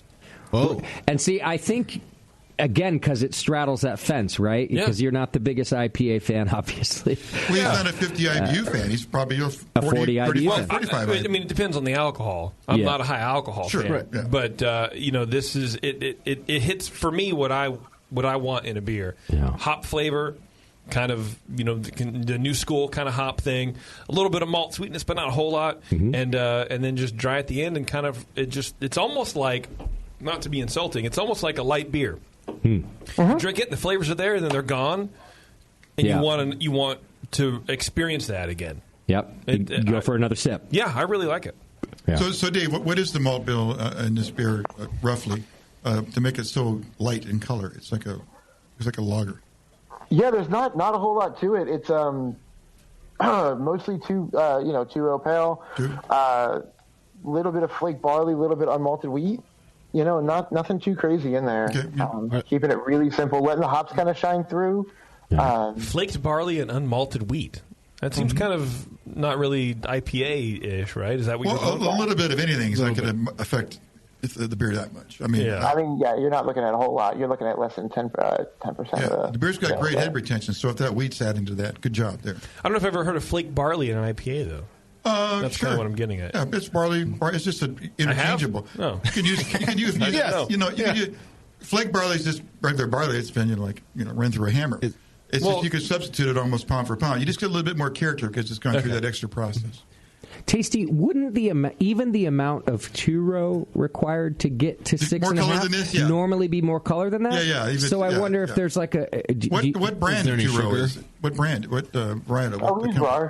Rar. Rar's very pale. Churro. It's very pale? Okay. Yeah. Is there any sugar added, or it's all malt? There's a little sugar. Again, not too much. Got it. Yeah. Well, you've done it right. Yeah, we're all liking it. Yeah, we just try to keep it simple and don't go too crazy on the malt bill. Yeah, there's nothing that gives it any color or any significant body. And then we do some big dry hops. That's kind of our hoppy but not bitter side of things. So there's not a whole lot of kettle hops. Okay. Most of the hops are actually after the fact. I like it. But there must be some in the late Whirlpool edition hops in the kettle, or not there's even. like 22 pounds of hops in 30 barrels. Got it. And then we come in later with 77 hop pounds. With the dry hop, okay. For the dry hop, yeah. You strike a nice balance with the kind of new school fruity hops and kind of the raw hop cone kind of dankness. So a lot of people say we have a good mix of like a fruit forward, but at the same time it's stanky enough in a good balance. Yeah. No one's called me out for calling it a West Coast IPA just yet because close enough.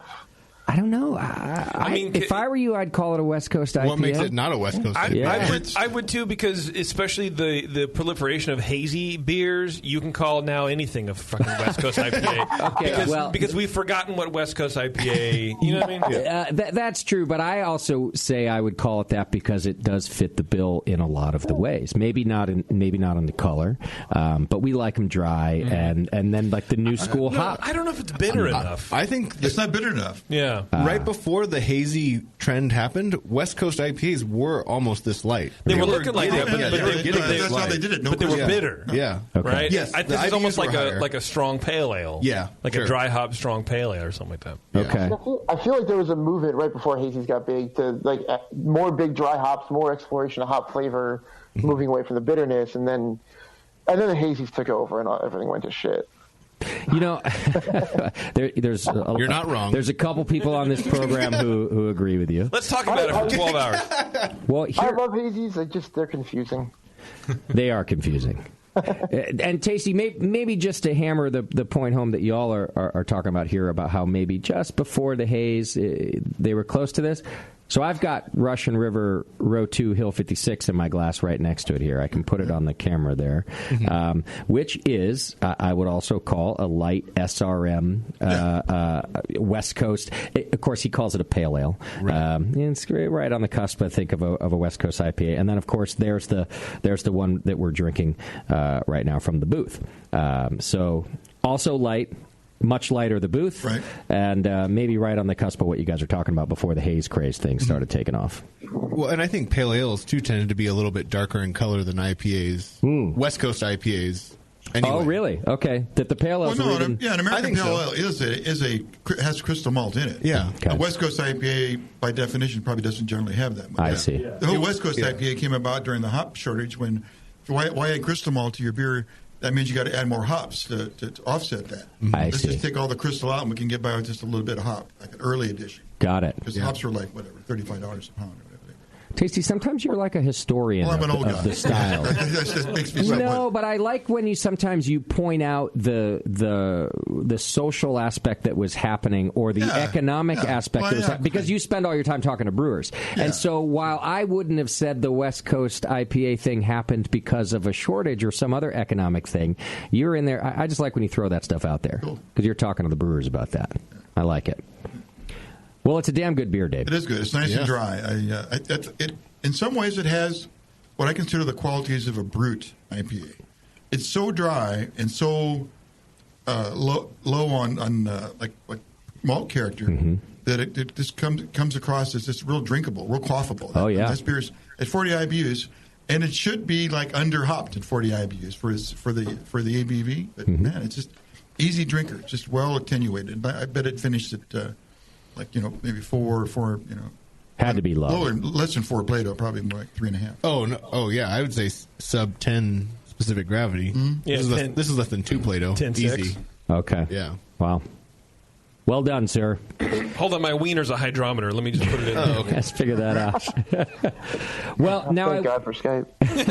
That's right. Skype video. Yeah. You mean? Oh, right, yeah. It looks bigger on video. You'll be happy. No, Dave, you did it right. Poor Young's got to sit in here with us. Why are you backing away, Young? What's going on? I do want to ask you guys about another beer that from you, or at least coming soon from you, that we don't have here in the studio. And we've been talking about, and so has all of the news outlets, about the campfire up in Northern California, not too far from Eureka, actually, which devastated an entire town and surrounding communities. And you guys are about to do a fundraiser beer for that, right? Correct. What's that beer about? So we as it was a devastating event, and then we wanted to be any kind of help for the cause.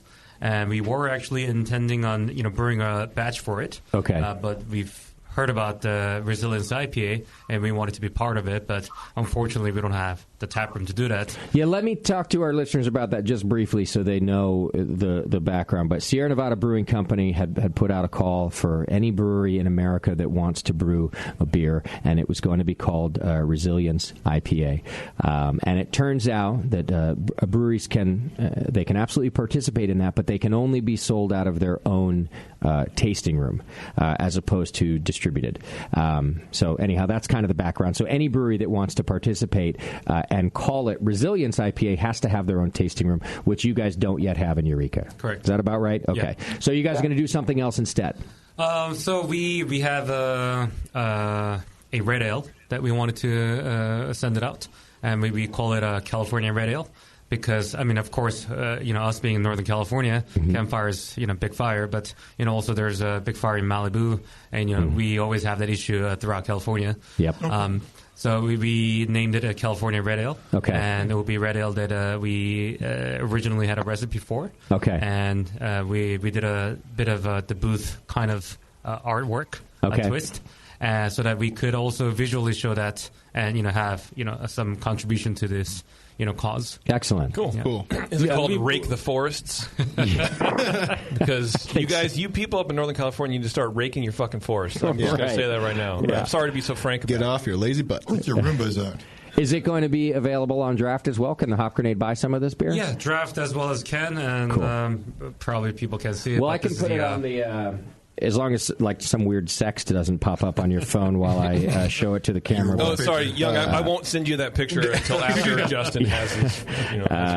You guys do have some very cool artwork, and once again, you can go to theboothbrewing.com. Bevo's telling me I'm not quite getting it on the camera, so there we go. So yeah, that's very cool artwork. I like that. So we'll be brewing that this Friday. Okay. And I think we'll be ready by end of this month, and yeah, you should be able to get it as well. I like it. Okay, well, maybe we can get some cans and some draft here at the Hop Grenade. I know we're going to participate with some of the other breweries who are doing things too for the campfire. So thank you guys for doing that. It's devastating up there.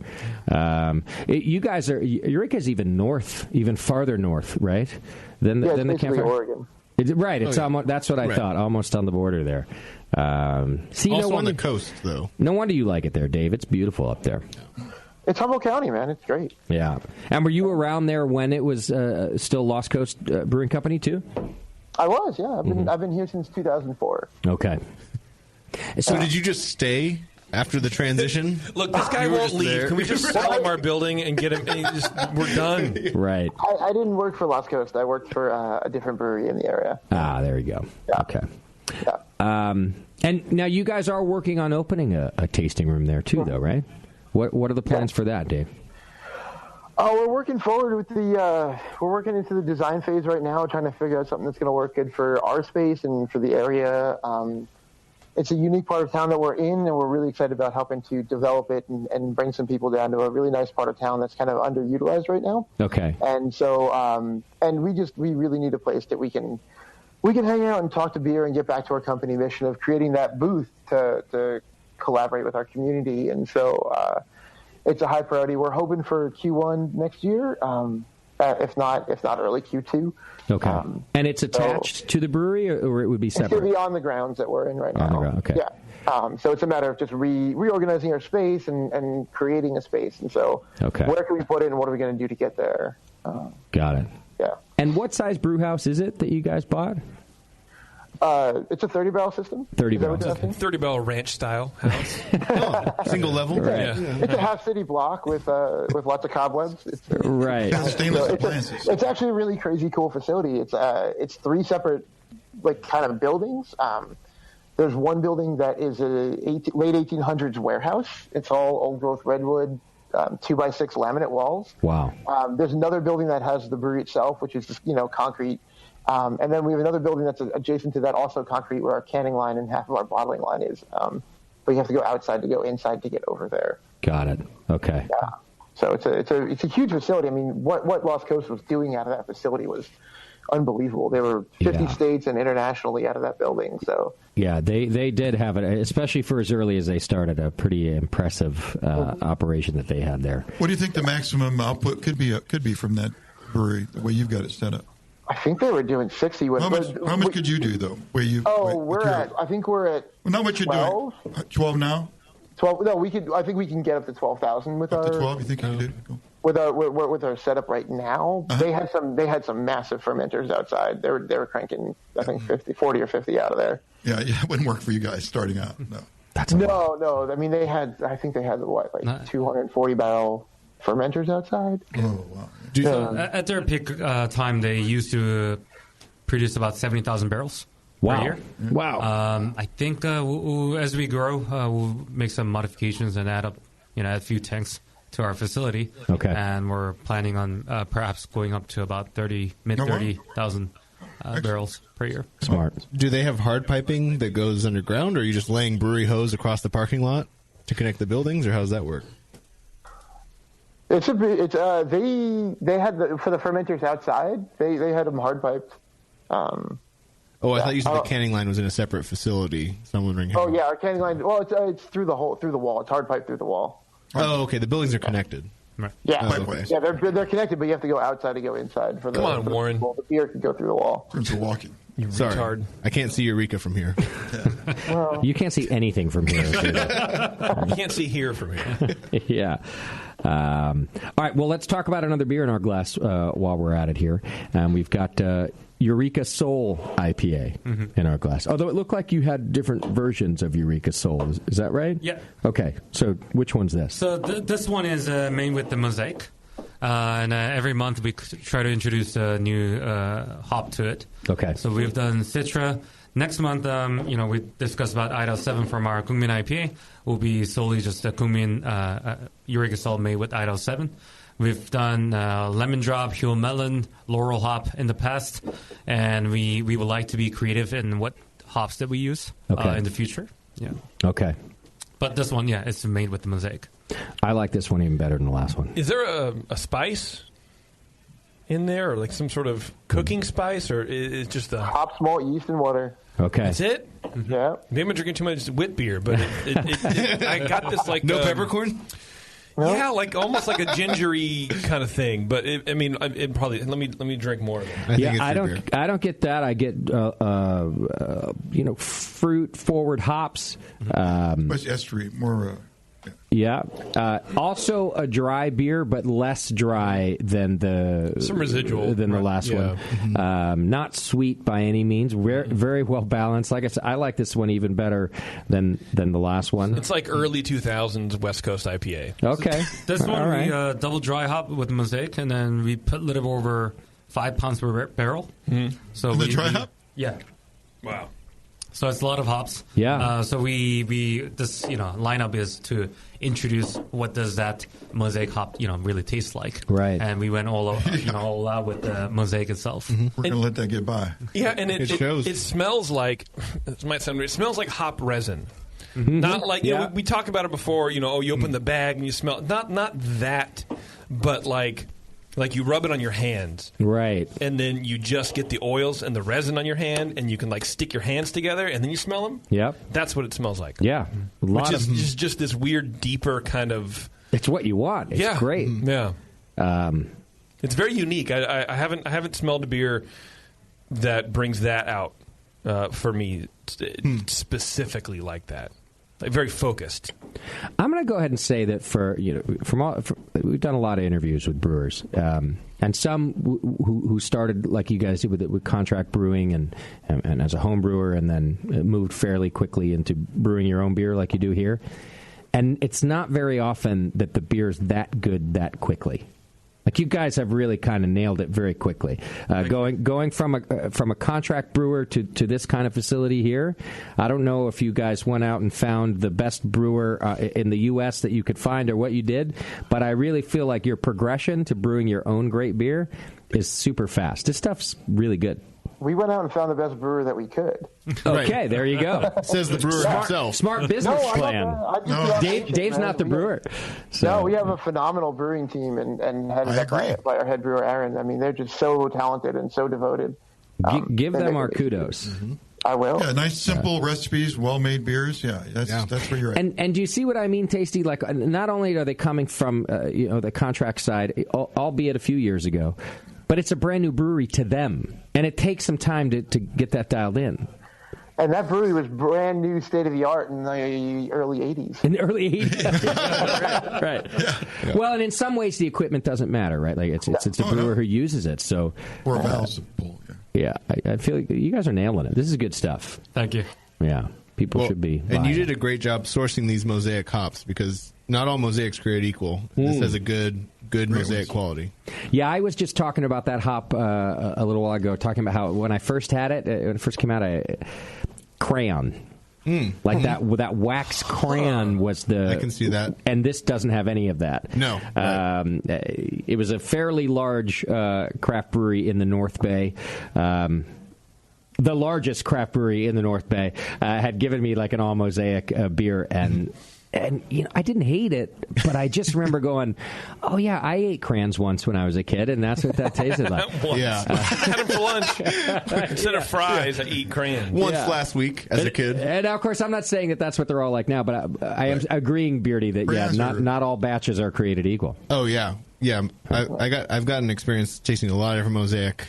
This is definitely on the top end of that scale. Is this one a day that you had to get a massive contract for the next 20 years for, or what? You need a contract for a batch at 5 pounds per barrel. Wow. Yeah. Right? No, they get my firstborn son. They have to change that contract.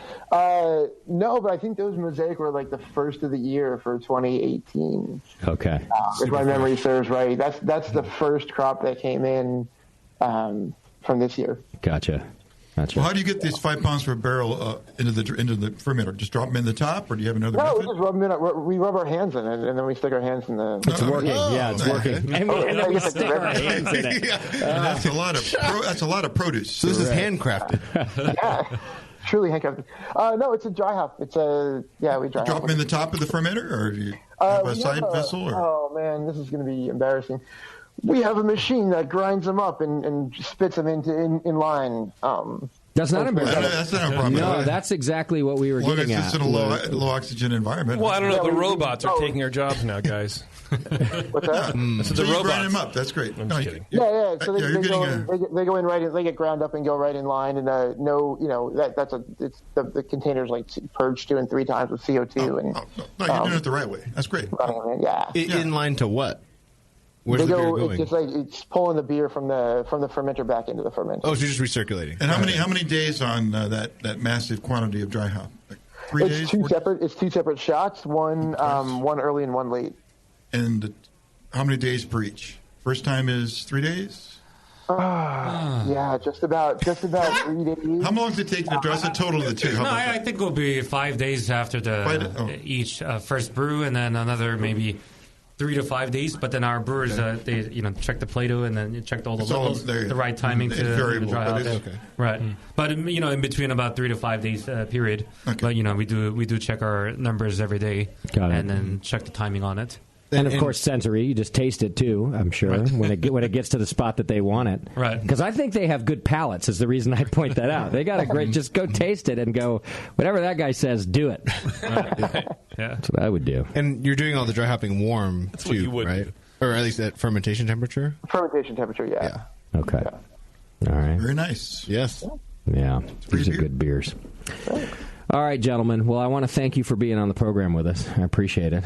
And I'm glad we have your beer on tap here because I'm going to switch over from my Row 2 Hill 56 to both of your IPAs for the rest of the evening. I'm telling you, hit this Whitbeard again, dude. Yeah. At least get a halfie or something. I'll do a halfie of that. I'll try a bigger pour of that, too. Yeah. There we go. So much more of that sweeter Szechuan peppercorn, man. Okay. All right. Hey, Dave, thanks for being on the program with us. Cheers. Thanks for having us. I appreciate it. You take care, and we hope to see more of your beer on the market.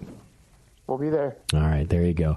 That's Dave Franklin. Of course, he's from the Booth Brewing Company. And Young's still hanging out with us. Young, I want to thank you for being in studio and bringing all the beer down, and we hope to have you back on. All right, thank you. We've got our Brewing Network Spring Brews Festival coming up in March, all right. and I'd love to have you guys pour there. Oh, that'd be great. Let us know. We're okay. I'm at an event every day from Sacramento, Eureka to San Diego. Damn. I know it gets busy, but all of the great breweries and their brewers show up at Spring Brews, so it's a good place to hang out with other brewers too. And I, now that I've tasted your beer, I'd love to invite you to it. Thank you. Yeah, so, he wants you to pour as a volunteer, so you'll probably be in the Stone booth or something like that. Right. I bring a little bit of extra, character to the event because you don't see that many Asian people, serving beer. That's true. Whenever I make a delivery, people come in and say, "Who's that Asian guy delivering beer?" And, they're like, "What's that beer?"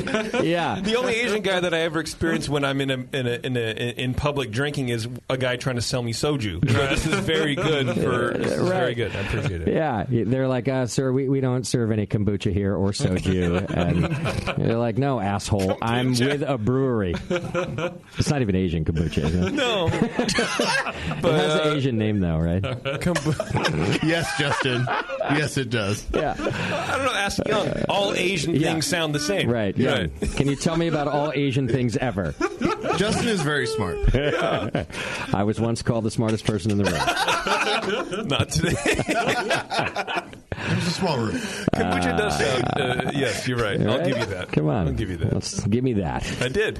All right. Hey, go to greatfermentations.com and check them out. They got the largest catalog of Blickman products on the web, and their staff is some of the best trained in the business using Blickman products. They got top-notch customer service and same-day shipping on so many of their items. Check them out at greatfermentations.com, and be sure to like them on Facebook. That's GR8 Fermentation, Instagram, and Twitter. GR8 Fermentation. Go see them at greatfermentations.com. Yes, JP. Kombucha is thought to have originated in the area of northeastern China.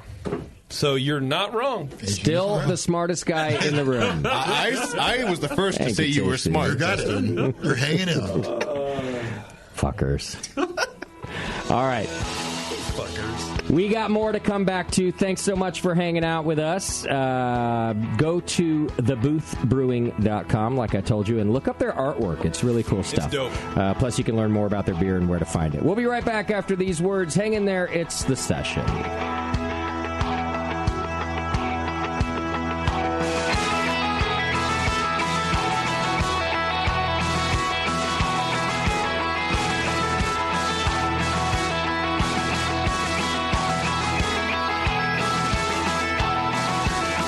You're listening to the Brewcasters. The Brewcasters on the Brewing Network.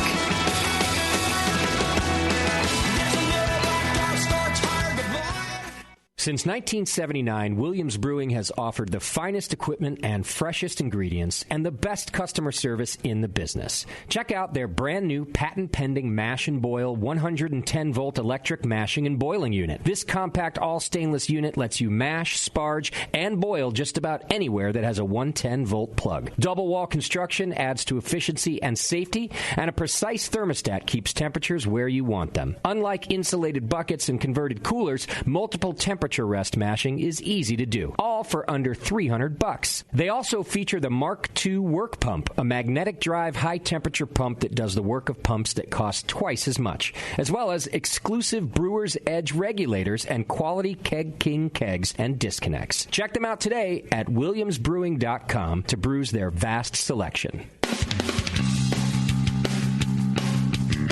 Hey, my brewing brothers and sisters. This is Jamel Zanishev, and I want to tell you about Heretic Evil Twin. You might be familiar with my homebrew recipe, which uses massive late hopping to create a balance between the malty sweet and the hoppy bitter, along with an outrageous malt and hop character. I wanted a beer with the same bold hop and malt character, so we played around with the homebrew recipe until we were able to make a great commercial version too. We've created a beer rich in malt character, full of caramel, toast, biscuit, and an ever so subtle roast note. On top of that, we piled in an insane amount of Citra and Columbus hops at the end of the boil, as well as in dry hopping. This damn-the-cost approach to hopping gives Heretic's Evil Twin a great blast of citrus and tropical fruit that can't be matched by any other hop. The result is a bold, malty, hoppy, but easy-drinking beer. This is our top seller, our flagship beer, and I couldn't be prouder of it. Cheers. To find Heretic beers near you, click on Find Some at hereticbrewing.com. This is Matt Brynolfson from Firestone Walker Brewing Company, and you're listening to The Session on the Brewing Network.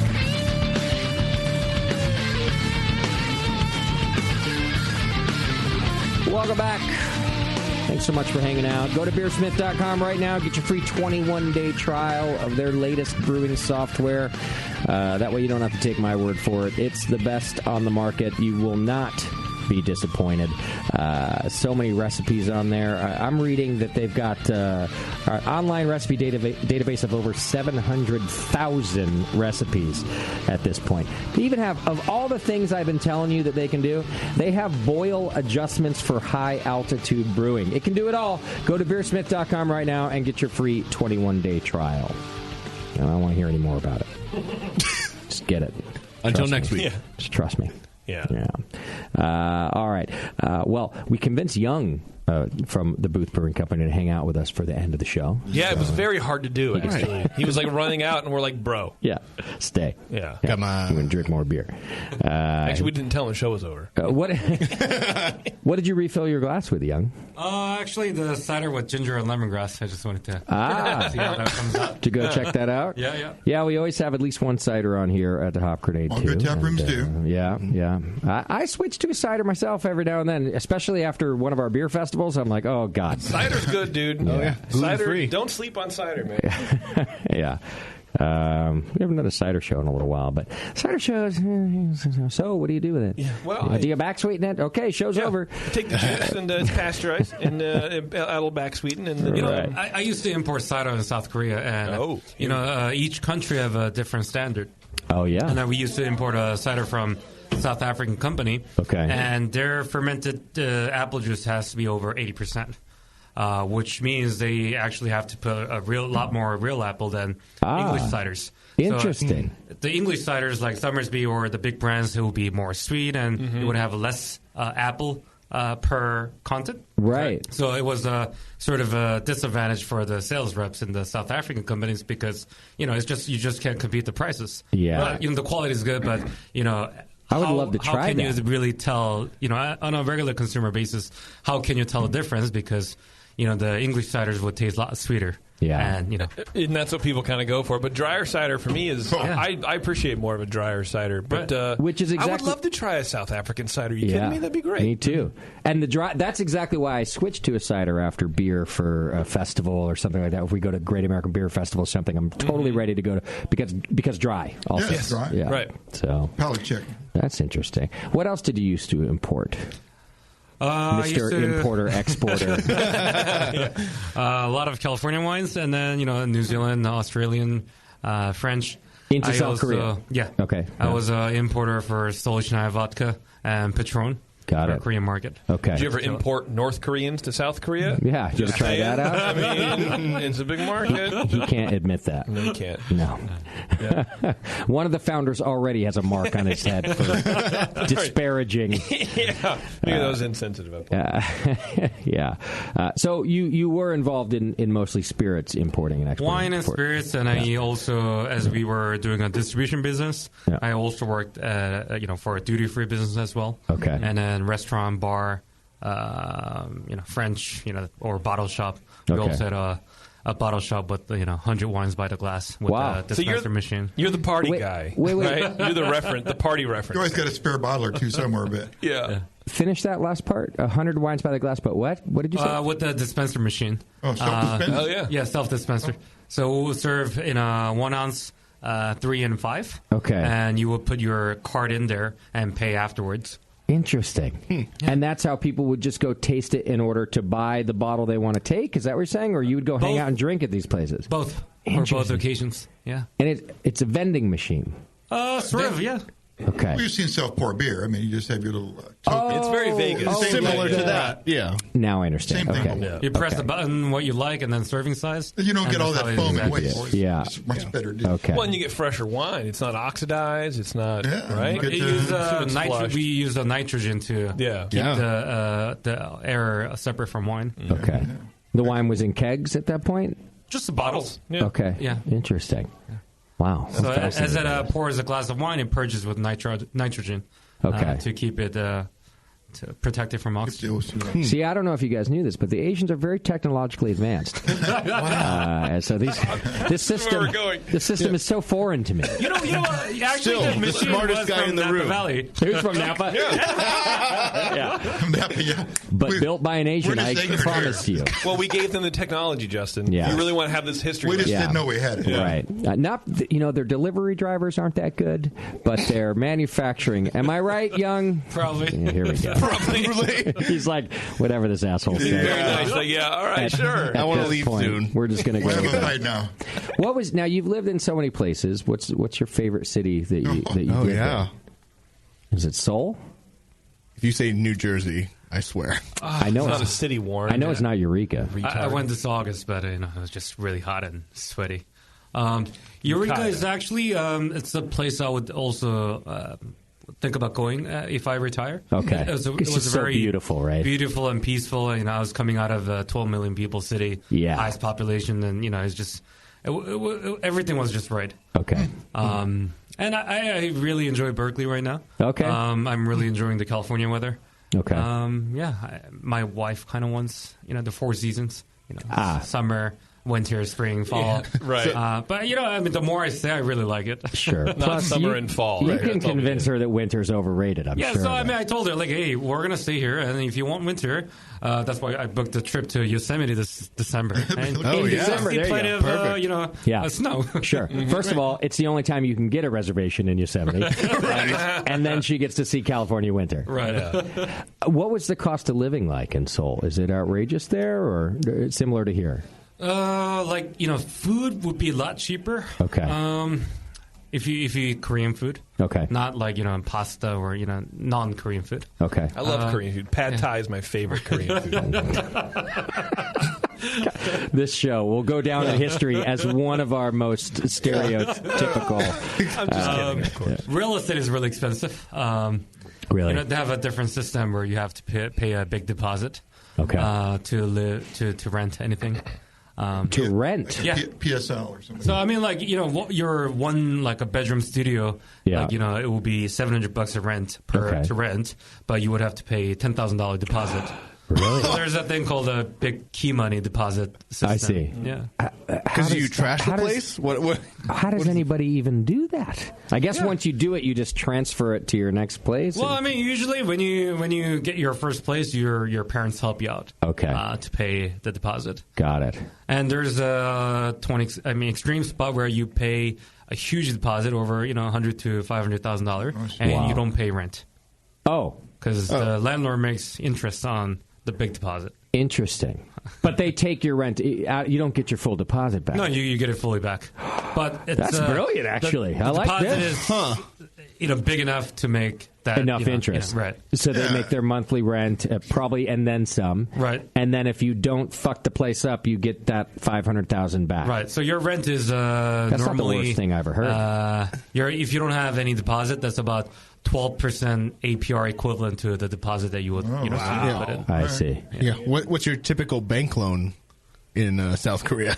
I don't know. I mean, it's it will vary. But is the landlord going to make more money than you would taking out that loan, or how's that work? But I mean, if you operate a business, then you always look at making something over 12%. Right. Yeah. So I mean, if you're on the safe side, and you want to invest, and you do a CD or some bonds and or a savings account, then 12% is a big return. That's huge. Kind of right? Yeah.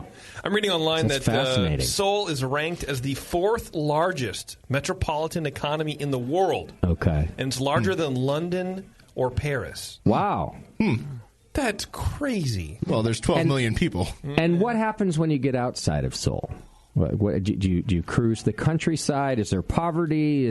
Are there fancy little towns like Napa? What happens outside of Seoul? There's a city called Busan. That will be the second major city. Okay. And it will be the southern, most part, and it's port as well.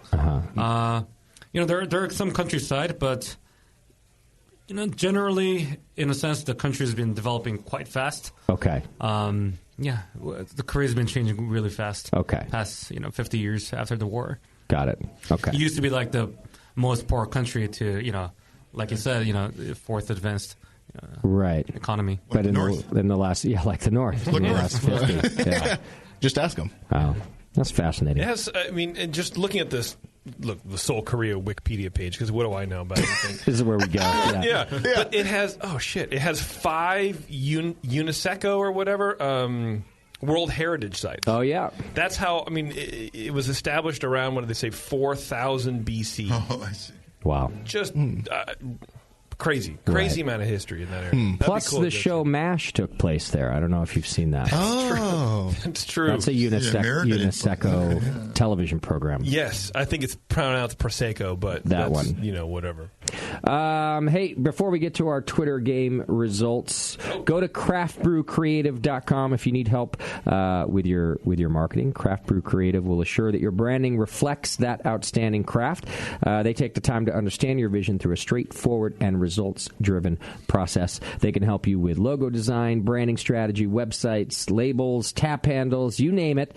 And because Craft Brew Creative has such a great relationship with us here at the Brewing Network, they're going to give you 15% off your first design and branding project, which is good for up to $300 in savings. So go to craftbrewcreative.com for details and mention the Brewing Network for your savings. Craftbrewcreative.com. Elevate your craft brand. All right, what was our Twitter game today, JP? Our Twitter game was what style of beer should we eliminate? Because they're all kind of just getting samey, in my opinion. Okay. Here, let me get to what did we end up with? Tab here, boy. I can't wait to find out.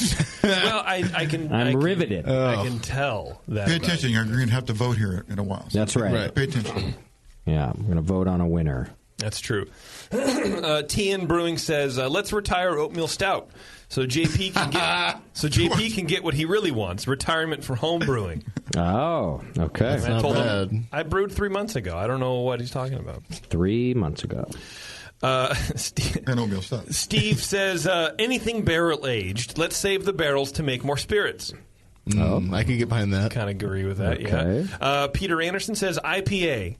It's a designation that has no bearing on what you are about to drink. That's right. We're not sure what this is. I don't think there's ever been much more of an accurate tweet in pretty much the history of tweeting. Yeah, all confusing. No, yes. Lloyd McClever says, light American lager. Seriously, they are all light. When they are not light, they are called dark lager. Lager and dark lager, or rename lager to medium lager and allow some color and more alcohol, and don't be so picky about it. Somebody get me Tylenol. Okay. It's very long. Long tweet. Accurate-ish. Yeah. Scott Pieria says, my vote is for Hefeweizen. I prefer my bananas in an ice cream sundae. or a hammock. Am I right, boys? Nice. And then last, certainly not least, Beer Crafter says, Dortmunder. I have my doubts that the style actually even exists. Nobody makes it. Nobody brews it. Right. Yeah, they're all different. That's it. Yeah, when they do, it's not right. Yeah. That's true. Okay. I'm going to eliminate the Dortmunder answer. Okay, is it too accurate? No, it's too wonderful of a style to get rid of. Yeah. I'd miss it. Well, but it's this weird post-sub-ironic kind of I like context. the ironic. Or the I hear you, part. but just because it's near and dear to my heart. I don't know why. I think someone in America will figure it out. Well, Beardy said he can get behind it, but I would eliminate anything barrel-aged. Come on, we're going to eliminate the anything barrel-aged style. That's so much creativity and fun. And yeah, how would Three Floyds make their money? There were better tweets. But or how would we enjoy the Rare Barrel? Exactly. Which we all clearly love so very much here on the Brewing Network. We So do. I'm going to have to get rid of They that. do have their own radio show here. That they do. People listen to that show? So that leaves... I think employees do. Well, it leaves the winner. Banana hammock. Come on. Yeah, that does leave 3 for us to vote on. Oatmeal stout, so JP can retire. Not too accurate. JP still likes to homebrew. Let's get rid of that one. Although I would kind of like if JP's favorite style was the one that was not allowed to be made again. I kind of would like that too. Just because it'd be like some sort of justification for the, I don't know. You could complain about it. I don't know. Or you would implode with hatred. Just with the circle would become so complete that you would implode. I would finally I would never drink beer except for Celebration. Whenever Celebration comes out from, when does it release? June now? No. September? That's all I would drink. Right. Well, okay, so that leaves us to vote on IPA because it's a designation. No bearing on what you are about to drink. What you're going to get when you I think it's hyper accurate. Yes. Light American Lager. Especially with the hazy bullshit. Let's go ahead and get rid of that. No one's going to vote for that one. No. I'm thinking it's the IPA. So IPA and hef. Because bananas involve on a Sundae or in a hammock. Correct. We have that right? Yes. Okay. And actually, they're underneath a Sundae. Dummy. Okay. Good point. Can I ban the style that is JP's humor? But if you get the right hammock, it lifts up. One's above, one's under. Depending on the hammock. Okay, so we're going to vote for IPA or to get rid of that style or get rid of the hef style. Yes. Raise your hand if it's IPA. IPA. To the yeah. That's 2. And raise your hand if it's hef. Come on. Devo didn't even vote, and still there was a winner. Because I like both of them. I would have gotten rid of JP's oatmeal stout. Right. Wow. I haven't even seen a Hefeweizen on tap. And yeah, there's no reason to kill that style. I can't remember. It killed itself. Yeah. Save your bullet for something else. That style committed suicide. Honestly, wit beer is the popular version of Hefeweizen, and it's kind of and the better one. Yeah, well, and it's kind of seeing a resurgence. If you think about it, then when was the last time? I think back 5 years when you saw a Hef on tap. Now it's kind of just all over the place, which I really appreciate. I think that's great. You mean the wit? Wait, yeah, what you're talking about? I'm sorry, yes, wit beer. Okay. Wit beers kind of were just, it was Blue Moon, and then it was like, oh, wit beer, really? But now, maybe the last 2 years, there's kind of this little resurgence. Yeah, which I like. Yeah, I wouldn't call it all over the place, but I see the Not all over the place. Yes. I see the mild resurgence. Only at your better beer bars. There you go. There's one here at the Hop Grenade. On tap at the Hop Grenade right now. Let me rephrase that. And probably for the next couple days, unless we drink it all up tonight. So it's really good. Very you can come check it out. It's very good, Adam and Eve, go to adamandeve.com right now and use coupon code BNARMY. You get 50% off almost any one item when you use coupon code BNARMY at checkout. And then you're also going to get the free Big O kit, which has some things in it for you and for her, and 50% off just any one item, and free shipping. Use coupon code BNARMY, that's BNARMY, at adamandeve.com. I recommend you start using these codes now because I have it on good authority that they may not be around much longer. Go to adamandeve.com. Use coupon code BNARMY. And that, I think, is it for me, folks. I want to thank once again the Booth Brewing Company. Young, thanks so much for being in here. Thank you for inviting us. And that was really cool, man. Are you going to put the hat on? We got the mascot helmet, Justin. No, come on, Justin. Sure, we can plate it out for you. I know. Everybody's doing it. No. Yeah, Warren and I wore it. Yeah. I'm going to admit right now, I've been doing really great on my germophobia for the last couple years. Like Nice. it hasn't really. I took one look at that, and you said that, and I felt like 5 years ago. Like instantly, I was like, you regressed. Whoa. Well, it kind of looks like a germ. No, I think with the little three things. If you go on the website, it's the Our company website? logo. Whose website? Oh. No. The Booth Brewing. Go to boothbrewing.com. And those of you listeners, what we're mascot. talking about is that an artist made your mascot for you that is in the form of a helmet. Here, can you bring it over here? I'll at least hold it in It's front on of the camera right now. Oh, never mind. Put it right back where you are. Okay. Tasty has to put it on. You can go to live stream and check it out. Those of you listening, it's just it's actually beautiful. It's a good artist who did it for you. Yeah. It's Maybe a really little cool. touch-up paint here and there. Yeah. Well, it's probably been around, right? gotten abused once or twice. Is I'm that sure. the first version, or is that I was gentle. Our first version is about a year and a half now. Okay. And then he's been sort of damaged because we've been traveling a lot. Sure. Travel damages us all. Do you wear it at beer festivals? Yeah, sometimes. Yeah. Me or our staff. Sometimes we try to make a viral video of it. Nice. And then we wear it. But we next month we'll come out with the second version of it. Nice. Oh, hell yeah. Well, with that, I invite you once again to Spring Brews Festival because I want to see you walking around with that thing. Yeah, I like your demeanor. Will you try on the new one, Justin, that hasn't been worn? Version. If you bring me a freshie, I'll try it on. Absolutely. All right, we'll do that. Well, what if we I'm just going to keep it fresh There until you go. Yeah. you be the first person to wear it. I'll help you with your viral video if you do that. How about we go to the kitchen, do it at a beer fest. Get some Saran wrap.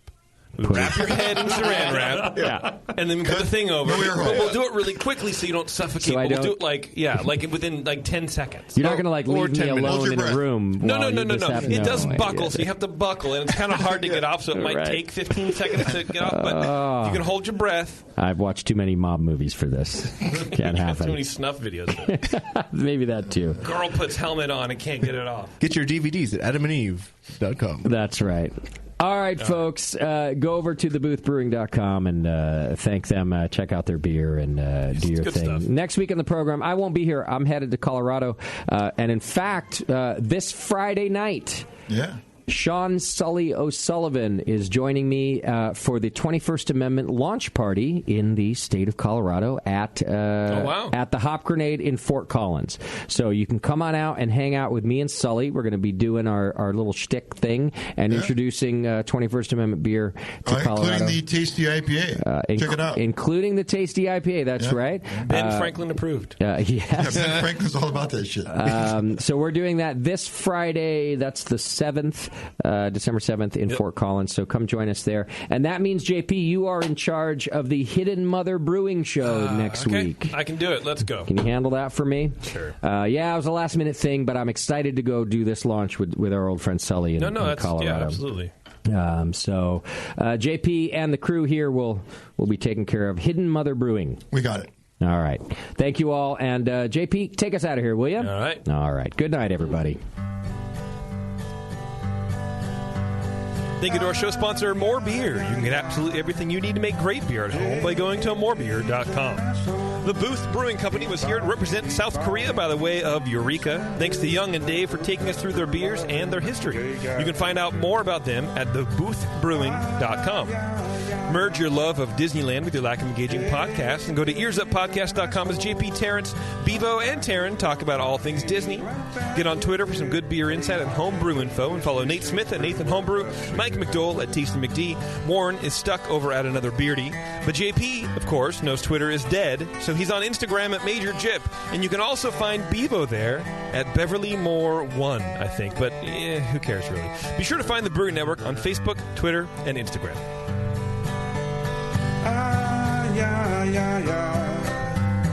JP's an asshole.